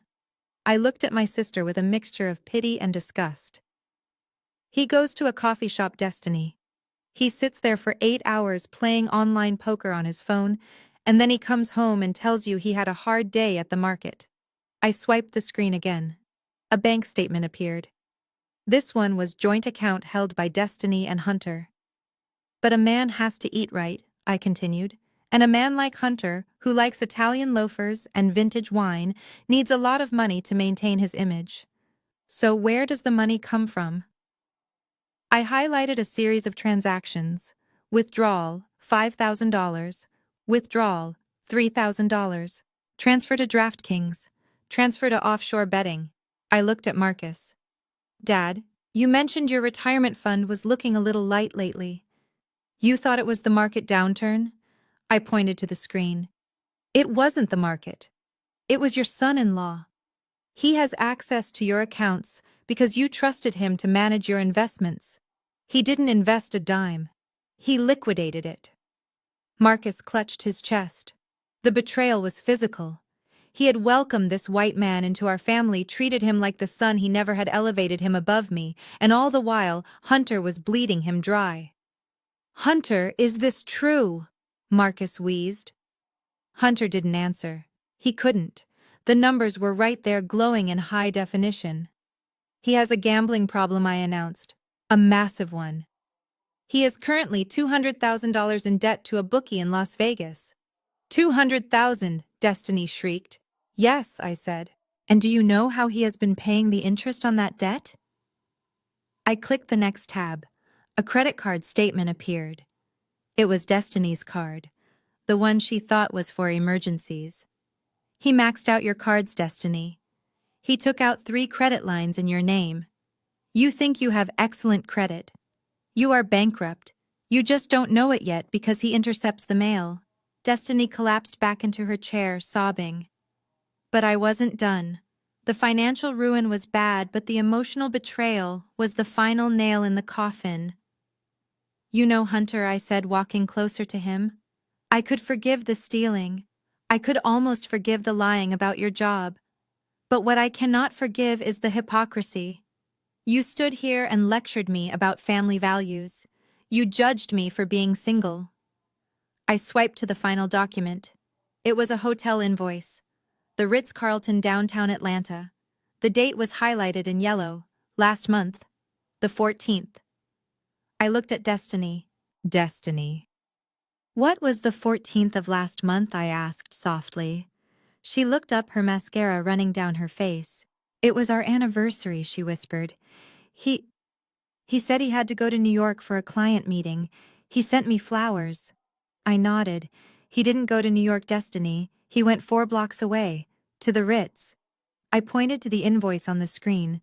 Room service for 2, champagne, oysters, and a spa package for a guest. I zoomed in on the guest name listed on the spa receipt. It wasn't Destiny Vance. "Who is Tiffany?" I asked Hunter. The room erupted. The shock was electric. The church members who frowned upon divorce but despised adultery even more turned on Hunter with a vengeance. "You took a woman named Tiffany to the Ritz on your 5th wedding anniversary," I said, my voice cold as ice. "And you paid for it with Destiny's credit card. You cheated on my sister on her anniversary using her own money." Hunter looked at the screen, then at Destiny, then at the angry crowd. He realized the game was over. There was no spinning this. There was no charm offensive that could fix this. He was exposed as a fraud, a thief, and a cheater. Destiny stood up. The sadness in her eyes was replaced by a blinding fury. She walked over to him. She didn't scream. She didn't yell. She swung her hand and slapped him across the face with a force that echoed through the room. "You bastard!" she screamed. "You spent my money on her." Hunter stumbled back, holding his cheek. He looked at me with pure hatred. "You ruined everything," he shouted at me. "You jealous little witch. You ruined my life." "I didn't ruin your life, Hunter," I said calmly. "I just turned on the lights." He looked around. The bodyguard of Senator Thorne took a step forward. The deacons were rolling up their sleeves. Hunter realized he was outnumbered. Panic set in. He didn't apologize. He didn't beg for forgiveness. He turned and ran. He scrambled toward the emergency exit, knocking over a chair in his haste. He pushed past Mrs. Gable, nearly knocking the elderly woman down, and burst through the doors into the parking lot. "Coward!" someone shouted from the back. I watched the door swing shut behind him. He was running, but he wouldn't get far. Not with the police on their way. I turned back to my sister. She was standing alone in the middle of the room, crying, humiliated and broken. The golden child. The perfect daughter. Her life was a lie, just like mine had been. But while I had built a fortress of independence, she had built a castle on sand, and the tide had just come in. I didn't feel happy for her pain, but I felt a grim satisfaction that the scales of justice had finally balanced. I looked at her, then at my parents. "He is gone," I said, "and he took your retirement with him." I looked at the screen one last time, then unplugged my phone. The image of the hotel bill faded to black, leaving them in the dim light of their own destruction. Now, I said, turning to Destiny, let us talk about you. Hunter had fled the building like a thief in the night, leaving his wife standing alone in the center of the wreckage he had helped create. Destiny stood trembling in her sequined gold dress, her mascara running in dark streaks down her face. She looked at the door where her husband had disappeared, then she looked at the crowd of church members who were now regarding her with open hostility. She looked at our parents Marcus and Serena, who were slumped in their chairs aged 10 years in the last 10 minutes. Finally, she looked at me. Her eyes were not filled with remorse. They were filled with panic. She was the golden child, the one who had never been told no, the one who had never faced a consequence in her life. She was drowning, and like a drowning person, she was ready to climb on top of anyone to keep her head above water. She placed both hands protectively over her rounded stomach. She let out a sob that sounded practiced, the kind of cry she used to get out of parking tickets. "You are happy now, aren't you?" Destiny wailed, her voice shrill and accusatory. "You drove my husband away. You humiliated our parents. You destroyed this family because you are bitter and jealous." She turned to Marcus and Serena, stumbling toward them. "Mom, Dad, please. You cannot listen to her. The stress. The stress is hurting the baby." She grabbed her stomach tighter, wincing as if in pain. "My blood pressure is spiking," she gasped. "I can feel it. If anything happens to your grandson because of Gabrielle's vendetta, I will never forgive her." Marcus looked up. The mention of the baby sparked a flicker of life in his dead eyes. This grandchild was his last hope. It was the legacy of the Vance name. It was the only pure thing left in a night of filth. "Gabrielle." "Stop," Marcus croaked, raising a shaking hand. "Leave your sister alone. She is carrying a child. Have some mercy." I watched them. I watched the way they instinctively rallied around her, even after everything. They were ready to forgive the credit card theft. They were ready to overlook the husband's betrayal. All because she was carrying the heir to the kingdom I had paid for. I walked slowly toward the table. I didn't look angry. I looked tired. I was tired of the lies. I was tired of the manipulation. But mostly I was tired of seeing my parents be played for fools by the very person they worshipped.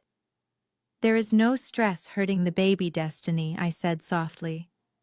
Destiny's head snapped up. "How dare you?" she screamed. "You are not a doctor. You don't know what I am feeling. I am not a doctor." I agreed. "But I am the administrator who oversees the obstetrics records for the entire state hospital network." I picked up my phones again. The projector was still humming the blank screen, waiting for the final slide. "You told Mom and Dad you are 4 months pregnant," I said. "You showed them an ultrasound picture." "Yes," Destiny yelled. "And we are going to name him Marcus after Dad." I nodded. It was a nice touch. Naming the baby after the man whose bank account you were draining. I tapped my phone. A document appeared on the screen. It was a surgical record from Mercy General Hospital. The date was clearly visible. 2 years ago. "Can you read the procedure listed here?" I asked the room. Destiny froze. Her hands dropped from her stomach. Her face went from red to a terrifying shade of white. "Stop it," she whispered. "Gabrielle, don't. Please." I didn't stop. I read it aloud. "Patient Destiny Vance. Procedure bilateral tubal ligation." The medical term hung in the air. For a second, Marcus and Serena looked confused. They didn't understand the jargon, but Julian Thorne, standing behind me, decided to clarify. "It means she had her tubes tied, Marcus." Julian said, his voice deep and rumbling. "It means she was sterilized 2 years ago." I looked at my father. "She cannot get pregnant, Dad. It is medically impossible." Marcus stared at the screen. He shook his head slowly, refusing to process the information. "No," he whispered. "No. We saw the ultrasound. She has a baby bump. Look at her stomach." I walked over to my sister. She backed away from me, clutching her belly, her eyes wide with terror. It is a silicone bump. Destiny, I said. You bought it online. Probably with the same credit card Hunter used to take his mistress to the Ritz. I reached out. Destiny tried to swat my hand away, screaming, but I was faster. I grabbed the fabric of her gold dress at the waist. I pulled. The dress was tight, but underneath the shape was rigid. It didn't move like skin. It shifted. Get away from me, Destiny shrieked, shoving me back. But she had shoved too hard. In the struggle, the strap of the prosthetic belly shifted. The entire mound slid sideways, looking grotesque and unnatural under the silk of her dress. The room gasped. It was undeniable. There was no baby. There was just a prop. Marcus stood up. He looked at his daughter's distorted stomach. He looked at the surgical record on the screen. The realization hit him with the force of a physical blow. Why, Marcus whispered, his voice broken. Why would you lie about a child? Destiny started crying, but this time the tears were real. They were tears of a cornered rat. I had to, she sobbed. Hunter needed money. The bookies were going to break his legs. We needed cash. I turned to the final document on the screen. It was a property listing. The land in Savannah, I said. The 20 acres Grandma left you, Dad. The land you said you were keeping for your retirement. I looked at Marcus. Last week you put it on the market. You told me you were selling it because you wanted to set up a trust fund for the new grandchild. You said you wanted to help Destiny with the nursery expenses. Marcus nodded slowly, tears streaming down his face. She told me babies are expensive, he mumbled. She said Hunter's bonus was delayed. She said if I sold the land, I could save them. I looked at Destiny. You made them sell their retirement, I said, my voice thick with disgust. You made them sell the only asset they had left that I hadn't paid for. And you were going to take that $200,000 and give it to a gambling addict and his mistress. Destiny fell to her knees. I didn't have a choice, she screamed. I love him. You love money, I yelled back, losing my composure for the first time. You love the lifestyle. You faked a human life. You played on the deepest hopes of your own parents just to cover up a lie. I looked at Serena. My mother was staring at the wall, catatonic. Her brain had simply shut down. But Marcus was feeling everything. He looked at Destiny. The daughter he had favored, the daughter he had praised while he called me a mistake, the daughter he had wanted to give my inheritance to. You are not pregnant, Marcus asked, his voice barely audible. No, Dad. Destiny whimpered. And the land money, Marcus asked. It is gone, Destiny admitted. Hunter took the deposit this morning. Marcus let out a sound that I will never forget. It wasn't a scream. It was a groan, a deep guttural sound of a soul snapping in half. He clutched his chest. His face turned a violent shade of gray. He swayed. Dad, I shouted, stepping forward. But I was too late. Marcus's eyes rolled back in his head. He collapsed. He didn't crumple gracefully like they do in the movies. He hit the marble floor hard, dead weight, overturning the table as he went. The blue folder, the DNA test, and the shattered glass all came crashing down on top of him. Marcus, Serena screamed, snapping out of her trance. The room erupted into chaos. Destiny scrambled backward, crawling away from her father's body like a coward. Julian Thorne was already moving. He was on his knees beside Marcus, instantly checking for a pulse. Call 911, Julian shouted at his bodyguard. I stood there looking down at the man who had tried to ruin me an hour ago. He was gasping for air, clutching his heart, destroyed not by the daughter he stole, but by the daughter he chose. I looked at Destiny, who was huddled in the corner holding her fake stomach. You wanted a tragedy for your little reality show? I asked her. My voice cold. I pointed at our father dying on the floor. Congratulations, Destiny. You finally produced something real. The paramedics had moved Marcus to a chair, loosening his tie and checking his vitals. He was conscious, barely, his face a mask of gray ash and sweat.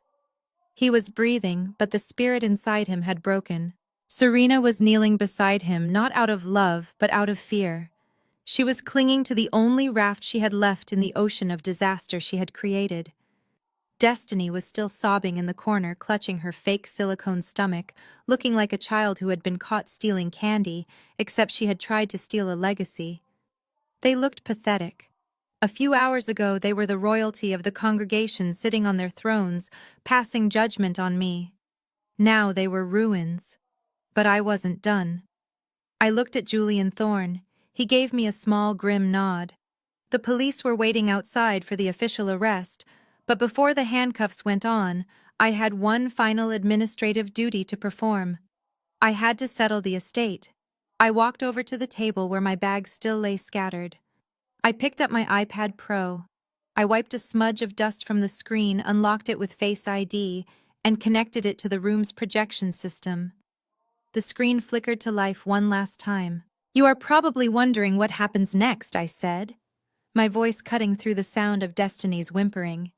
"You are probably thinking that you can go home, regroup, hire a lawyer, and fight this."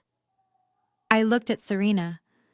"You are probably thinking you can go back to the parsonage, lock the doors, and pray for a miracle." I swiped the screen. A satellite image of the large colonial-style house they lived in appeared. It was a beautiful home. 4 bedrooms, 3 baths, a manicured lawn, and a heated pool. It was the house where I had been made to sleep in the smallest room. It was the house where I had scrubbed the floors on my hands and knees while Destiny watched TV. "It is a nice house," I observed, looking at the image. "Market value is currently $1.5 million. Serena looked up, a flicker of defiance returning to her eyes. "It is our house," she rasped. "We have lived there for 20 years. You cannot touch it. It is homestead protected." I laughed. It was a soft, dangerous sound. "Homestead protection only applies if you own the home, Serena." I tapped the iPad. A deed appeared on the screen. "Do you remember 10 years ago?" I asked. "Do you remember when the IRS was threatening to seize the house because Marcus hadn't paid taxes in 5 years? Do you remember crying at the kitchen table, begging God for a savior?" Marcus looked up, his eyes glassy. "I saved you," I reminded him. "I stepped in. I told you I had a friend, a private investor who would buy the house, pay off the tax lien, and let you live there, rent-free, as long as you paid the utilities." I zoomed in on the owner's name listed on the deed. Vance Holdings, LLC. "You told everyone that Vance Holdings was a shell company owned by the church," I said. "But it isn't." I tapped a button, opening the corporate registration documents for Vance Holdings, LLC. Sole member. Manager. Gabrielle Vance. The silence that followed was deafening. "I own the house," I said, spelling it out clearly. "I bought it, I paid the taxes, I paid the insurance. You are not owners, you are tenants. And you are tenants without a lease." I opened my email app on the iPad. I had a document already drafted. It was titled Notice to Vacate. In the state of Georgia, a tenant at will can be evicted immediately if there is proof of criminal activity or substantial damage to the property, I explained, sounding like the corporate executive I was. "And considering you used my property to run a fraudulent charity and launder money for your son-in-law's gambling addiction, I would say that qualifies as criminal activity." I picked up the Apple Pencil. I signed my name at the bottom of the screen with a flourish. "Sent," I said as I hit the button. A moment later, the phones in the pockets of Marcus and Serena chimed simultaneously. It wasn't a text message. It was an automated alert from the smart home security system. "I just updated the security protocols for the house," I said casually. Serena scrambled for her phone. She stared at the screen in horror. "What did you do?" she screamed. "I changed the codes," I said. "And I engaged the deadlock protocol." I pointed to the live feed from the security cameras at their house, which was now streaming on the big screen behind me. The garage doors were closing. The heavy oak front door clicked audibly as the electronic deadbolt slid into place. The shutters on the windows rolled down. "Your clothes are in there," I listed. "Your jewelry, your cash stash in the safe behind the painting, Destiny's collection of designer shoes. It is all locked inside. You can't do this, Destiny wailed. My medication is in there. Your prenatal vitamins for the fake baby, I asked. You can buy more at the drugstore. Oh, wait. You can't. I swiped to the next tab on my iPad. This was the banking portal.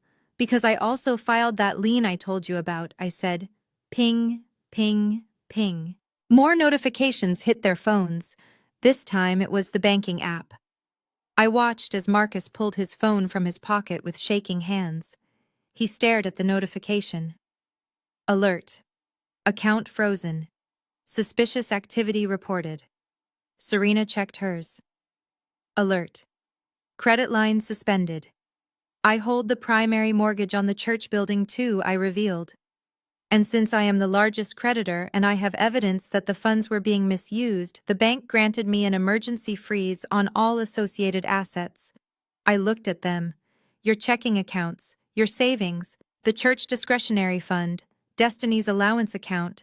It is all frozen. You cannot buy a pack of gum right now. Serena stood up, stumbling toward me. You are leaving us with nothing, she cried. We are your parents. We are old. Where will we sleep tonight? I looked at her without an ounce of sympathy. I hear the bus station is open.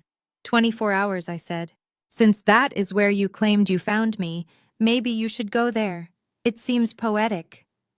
Suddenly, Hunter's phone, which he had dropped in his haste to escape, lit up on the floor. I walked over and picked it up. It was a text message from the car's security system. I looked at the screen and smiled. It seems Hunter didn't get very far, I announced. I tapped into the Tesla app on my iPad. The car Hunter had driven away in the black Model S that he told everyone he bought with his bonus was actually a company car leased under my LLC for visiting executives. I let him drive it because it kept him quiet. I just activated the remote kill switch, I said. I projected the GPS map onto the screen. The dot representing the car had stopped in the middle of the intersection of 10th and Piedmont. The car is dead, I said. The doors are locked, and I just tipped off the police to his location. He is trapped inside a glass box waiting to be arrested. I turned off the iPad. The screen went black, leaving the room in dim, ambient light. The party was over. The food was uneaten. The decorations were mocking us, and the family of the year was destroyed. I walked back to my father. He looked small. He looked frail. He looked like a man who had sold his soul and got paid in counterfeit bills. You have a debt of $1.2 million. I summarized, ticking off the points on my fingers. You have zero equity in the house. You have zero cash in the bank. You have zero cars. And you have zero daughters. I leaned in close so only he could hear the final verdict. You charged me for a childhood I never asked for. So I am charging you for a retirement you will never have. I stood up and straightened my jacket. I grabbed my purse, the one Hunter had emptied, which I had repacked during the chaos. I felt the weight of my car keys in my hand. My car. The one I owned. I looked at the crowd of stunned onlookers one last time. The show is over, I said. I walked toward the door where Julian Thorne was waiting for me. He held the door open. I didn't look back. I didn't need to. I knew exactly what I was leaving behind. I was leaving behind the fear. I was leaving behind the shame. And I was leaving them exactly where they belonged. On the street. Good luck, I whispered to the empty air as I walked out into the cool night air of Atlanta. You are going to need it. The heavy oak doors of the Onyx room did not slam shut behind me because I did not leave immediately. I stood by the exit next to Senator Julian Thorne and I watched. There is a specific kind of silence that precedes a riot. It is the silence of 100 minds simultaneously realizing they have been played for fools. It is the silence of betrayal turning into kinetic energy. For the last hour, the congregation of the Greater Grace Tabernacle had sat in judgment of me. They had snickered when my mother mocked my clothes. They had nodded in agreement when my father called me a bad investment. They had been complicit in my humiliation because they believed in the divine authority of Reverend Marcus Vance. But now the projector screen was dark. The spreadsheets were gone. The truth, however, hung in the air like smoke. The grand narrative of the Holy Family had been stripped away, revealing a rot so deep it made the air hard to breathe. The first sound to break the silence was a chair scraping against the floor. It was Mrs. Gable, the elderly piano teacher who had taught me scales when I was 7. She stood up. Her hands were shaking not with age but with a fury that made her look 10 feet tall. She walked toward the head table. She didn't look at me. She looked at Marcus, who was still gasping for air on the floor, and Serena, who was clutching his hand in a parody of devotion. "You told me the roof fund was empty," Mrs. Gable said. Her voice was quiet, trembling with a lifetime of trust that had just been shattered. "Last winter, when the pipes burst in the church basement, you stood in the pulpit and told us there was no money. You told us we had to sacrifice." Marcus looked up at her, his eyes pleading.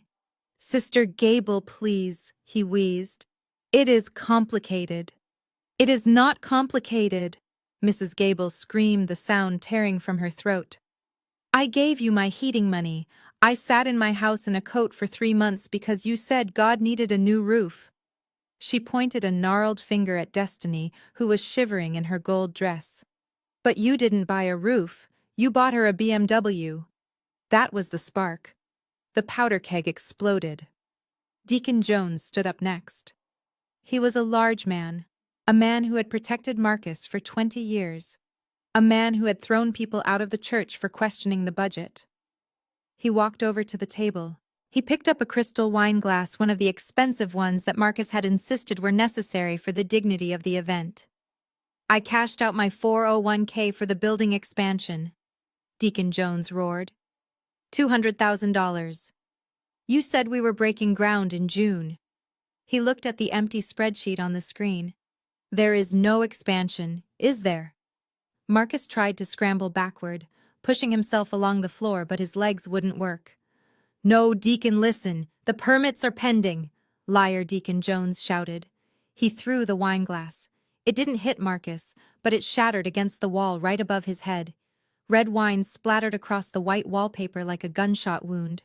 The sound of breaking glass was the permission the rest of the room needed. Suddenly everyone was standing. The 100 guests, the faithful flock, transformed into a mob. They weren't angry on my behalf. I knew that.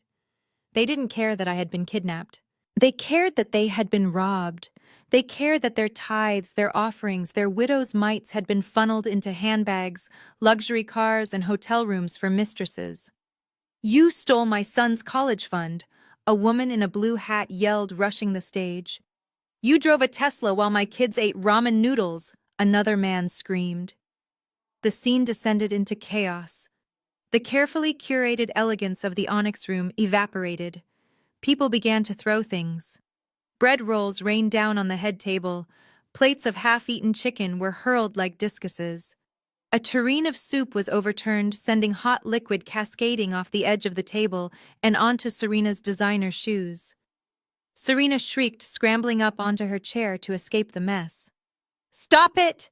she screamed at them. "We are your spiritual leaders. You cannot touch us. God will strike you down." "God is not in this room, Serena," Mrs. Gable yelled back. "Only thieves are in this room." I watched as the people who had looked down on me for 30 years turned into savages. It was terrifying, and yet it was deeply satisfying. It was the inevitable collapse of a cult of personality. Marcus and Serena had built their power on the belief that they were chosen, that they were special. Now they were just grifters, covered in food scraps, cowering before the people they had swindled. Destiny tried to run. She stood up and made a break for the side door, but a group of choir members blocked her path. "Where do you think you are going, princess?" one of the sopranos asked, crossing her arms. "I didn't do anything," Destiny sobbed, clutching her fake belly again out of habit, then realizing the prop was useless. "It was them.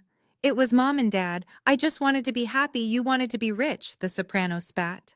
You think we didn't see you rolling your eyes at us every Sunday? You think we didn't see the way you laughed when we put our crumpled dollars in the collection plate? Someone grabbed the back of Destiny's dress. She spun around terrified. Give me back my donation, a man yelled. The $1,000 for the mission trip that never happened. Give it back. I don't have it, Destiny screamed. Hunter spent it. The mob was closing in. The physical distance between the angry crowd and the Vance family was disappearing. I saw Marcus trying to crawl under the table for protection. I saw Serena using a silver serving tray as a shield. They looked ridiculous. They looked small. I felt a hand on my arm. It was Julian. We should go, he said quietly. This is going to get ugly. I shook my head. Not yet, I said.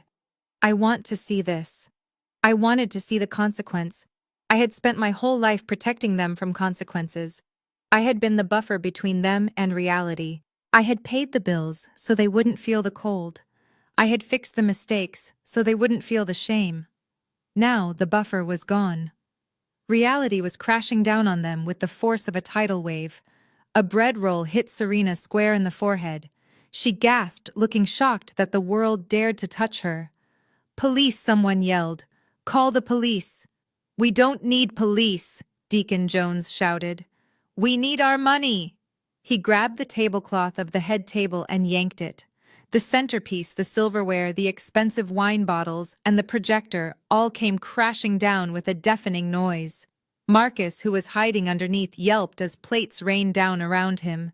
He was curled into a fetal position, sobbing. Please, he moaned. I am a man of God. I am a man of God. You are a man of greed, the crowd chanted back. It was a frenzy. The anger was feeding on itself, growing hotter and more dangerous. I saw a man pick up a heavy chair. He looked like he was ready to swing it. That was when the sound cut through the noise. It started faint, a distant wail, but it grew louder within seconds. Whoop, whoop. Sirens. Not just one. Many. Blue and red lights began to flash against the high windows of the restaurant, painting the chaotic scene in a strobe of emergency colors. The crowd froze. The man with the chair lowered it. The heavy double doors at the main entrance burst open. They didn't just open, they were rammed. Federal agents, a voice boomed. Nobody move! A dozen figures in tactical gear swarmed into the room. They weren't the local beat cops. These were the FBI. Their jackets bore the bold yellow letters that signaled the end of the line for the Vance family. Hands where we can see them. The lead agent shouted, his weapon drawn but pointed low. The crowd instinctively backed away, hands flying into the air. The mob mentality evaporated in the face of federal authority. Behind the tactical team, regular uniformed police officers filed in. And behind them, walking calmly, was a man in a suit carrying a briefcase. I recognized him. He was the district attorney. Julian had not just called the police. He had called in every favor, every connection, and every ounce of influence he had as a state senator. He had ensured that this wasn't just a domestic disturbance call. This was a federal raid. The agents didn't look at the crowd. They moved with precision toward the head table. Marcus Vance, the lead agent, shouted. Marcus peeked out from under the table, his face smeared with sauce and wine. Step out! Marcus crawled out, trembling so hard he couldn't stand. Two agents grabbed him by the arms and hauled him to his feet. Serena Vance. Serena stood up, trying to wipe the food from her dress, trying to regain some shred of dignity. I am the first lady of this church, she stammered. This is a mistake. You are under arrest, the agent said, spinning her around. For what? Serena shrieked as the cold steel of the handcuffs clicked onto her wrists. For kidnapping, wire fraud, embezzlement, and tax evasion. The agent listed the charges calmly. Destiny tried to blend into the crowd, but an officer spotted her. Destiny Vance Fitzgerald. No, she whispered. You are being detained for questioning regarding conspiracy and fraud. They handcuffed her too. I watched as the three of them were lined up, the father, the mother, and the golden child. They looked at me. For a second across the room our eyes met. Marcus looked at me with regret. Serena looked at me with hate. Destiny looked at me with envy. I looked at them with nothing. The agents began to march them toward the door. The crowd parted like the Red Sea, watching in silence as their fallen idols were dragged away. As they passed me, Marcus stopped. He dug his heels in for a second. "Gabby," he pleaded, his voice cracking. "Who will bail us out?" I looked at him. I looked at the man who had stolen me, used me, and discarded me. "Call the anonymous donor," I said. "Oh, wait. She is busy." The agents pushed him forward. The doors swung open, and the flashing lights swallowed them whole. The chaos of the angry mob was instantly silenced by the heavy rhythmic thud of tactical boots hitting the marble floor. The FBI agents did not scream. They did not need to. They moved with a terrifying surgical precision that commanded absolute submission. The local police held the perimeter, keeping the stunned crowd back, while the federal agents advanced on the head table like a black tide. Senator Julian Thorne stepped forward. He reached into his briefcase and pulled out a stack of documents that were thick enough to be a novel. He didn't hand them to Marcus. He handed them to the special agent in charge. "Execute the warrants," Julian said, his voice cutting through the hum of the air conditioning. "Every single one of them." The lead agent nodded. He turned to Marcus, who was trembling so violently that the silverware on the table rattled. The agent didn't offer a polite greeting. He didn't ask for cooperation. He reached for his belt and unclipped a pair of heavy steel handcuffs. Marcus Vance, the agent, announced, his voice booming. "You are under arrest pursuant to a federal indictment." "For what?" Marcus squeaked, his voice cracking. "I am a pastor. You cannot arrest a man of God in his own church." The agent grabbed Marcus's wrist and twisted it behind his back. The click of the handcuffs locking into place was sharp and final. "You are charged with 1 count of federal kidnapping resulting in crossing state lines." The agent read, his tone flat and clinical. 30 counts of Social Security fraud, 12 counts of money laundering through a tax-exempt religious organization, and 1 count of aggravated child abuse. The words hung in the air. Kidnapping, abuse. The congregation gasped. The image of the holy reverend was shattered, replaced by a common criminal in a stained suit. Serena screamed. It wasn't a scream of sorrow for her husband. It was a scream of self-preservation. As an agent approached her, she scrambled backward, knocking over a chair. "It was him!" Serena shrieked, pointing a shaking finger at Marcus. "It was his idea. He told me to take the baby. He said we needed the money. I just wanted to be a mother. I am a victim too." The agent didn't pause. He grabbed her arms. "Serena Vance, you are under arrest for conspiracy to commit kidnapping, wire fraud, and tax evasion." "No!" Serena wailed as the cuffs bit into her wrists. "I am the First Lady. You can't touch me." Next came Hunter. 2 officers dragged him back in through the side door. He had tried to hide in the kitchen, but there was no escape. He was crying, tears streaming down his face, ruining his expensive silk tie. "I am a businessman," Hunter yelled. "I have rights." "You have the right to remain silent," the officer said, slamming him against the wall to frisk him. "You are charged with securities fraud, embezzlement, and grand larceny." Finally, the room went quiet. The 3 architects of my misery were lined up, bound in steel.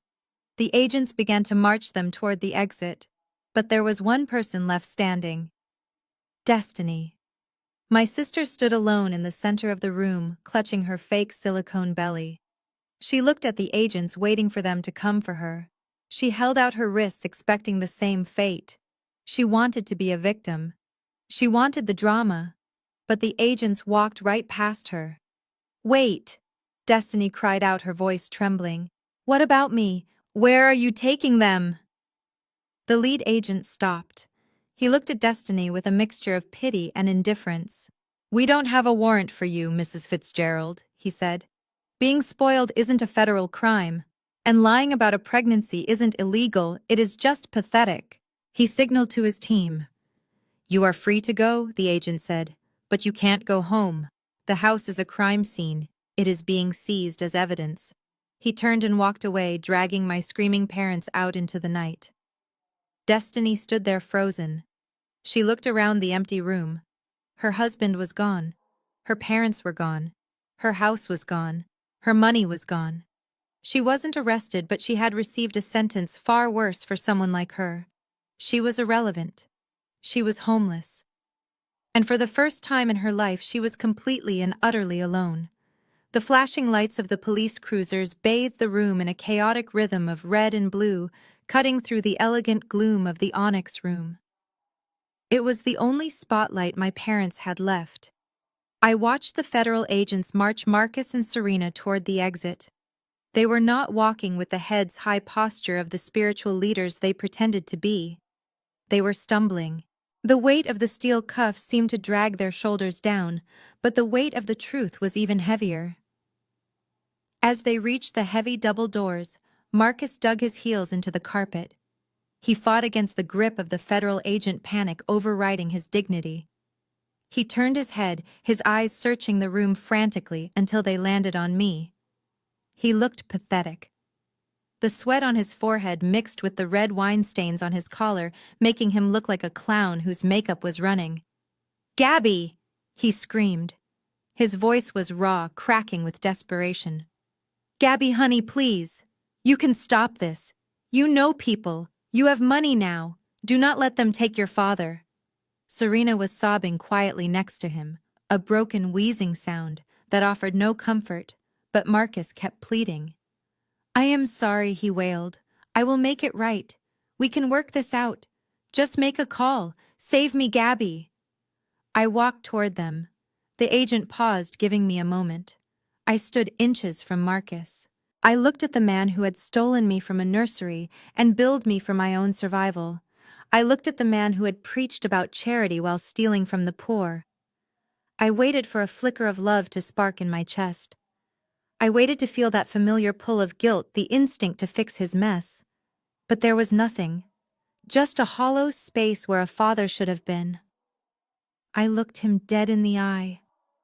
The silence between us stretched for an eternity. "Do not call me that," I said. My voice was low, steady, and colder than the grave he had tried to bury me in. Marcus blinked, confused. "What, Gabby was the girl you abused," I told him. "Gabby was the girl you charged for milk and diapers. Gabby was the girl you made sleep in the smallest room and scrub your floors. Gabby is gone." I took a step back, moving into the space beside Julian Thorne. I felt the warmth of my biological father standing guard beside me. "My name is Camille Thorne," I said, enunciating every syllable. "And I do not know you. I do not associate with criminals." Marcus opened his mouth to beg again to try one last manipulation, but I didn't give him the chance. I turned my back on him. It was a simple movement, a rotation of my heels on the marble floor, but it felt like I was moving mountains. I walked away. "Take them away," I heard Julian say to the agents. I didn't look back. I heard the agents push them through the doors. I heard Marcus shouting my name one last time, his voice fading into the night air. And then I heard the sound that I will remember for the rest of my life. Thud. Click. The heavy door of the police cruiser slammed shut. That sound was the sweetest music I had ever heard. It was the period at the end of a 30-year sentence. The air in the room suddenly felt lighter. The suffocation I had lived with since I was a child evaporated. The nightmare was over. They were gone. And for the first time in my life, standing in the wreckage of my 30th birthday, I was exactly where I was supposed to be. Free. The sun over Atlanta feels different when you are standing in your own light.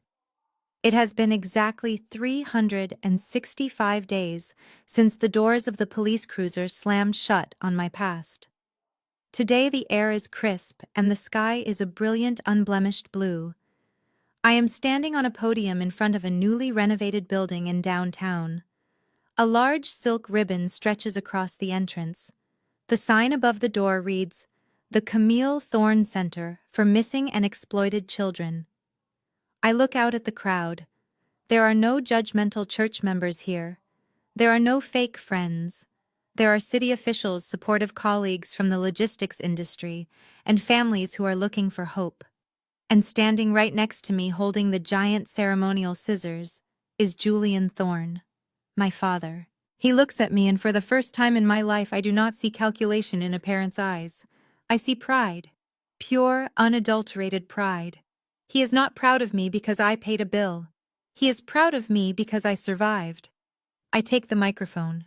My hand does not shake. 1 year ago, I was handed an invoice for my existence, I tell the crowd. I was told that I was a bad investment. I was told that because I did not share blood with the people who raised me, I was nothing more than a debt to be collected. I pause, letting the wind carry my words. But today, I stand here as proof that family is not defined by DNA, and it is certainly not defined by a transaction. Family is the safety net that catches you when you fall, not the trap that pushes you down. The crowd applauds. I smile. It is a real smile, one that reaches my eyes. After the ceremony, as the guests mingle and drink sparkling cider, Julian pulls me aside. I got a letter today, he says quietly. From the federal penitentiary. I nod. I know who it is from. Marcus wants to know if you will visit, Julian says. He says he has found God again. He says prison has humbled him. I look at the beautiful center we just opened. I look at my life, which is now filled with peace travel and people who actually respect me. Tell him I am busy, I say. And I am. The update on the Vance family is a matter of public record now. Reverend Marcus and First Lady Serena were sentenced to 20 years in federal prison without the possibility of parole. The judge called their crime one of the most heinous acts of deception he had ever seen. They are currently serving their time in separate facilities. Serena works in the prison laundry, folding sheets for 12 cents an hour. I find that deeply poetic. The woman who tossed me in a laundry bag is now spending the rest of her life staring at dirty linens. Hunter took a plea deal. He got 5 years for securities fraud. He is currently sharing a cell with a man named Tiny, who does not appreciate his stories about Wall Street. His mistress, Tiffany, left him the day the money ran out. And then there is Destiny. I checked on her last week. Not because I care, but because I believe in the importance of auditing my results. Destiny was not charged with a crime, but she was sentenced by life. With no husband, no parents, no money, and no skills, she had to enter the workforce for the first time at age 28. She works at a diner on the outskirts of the city.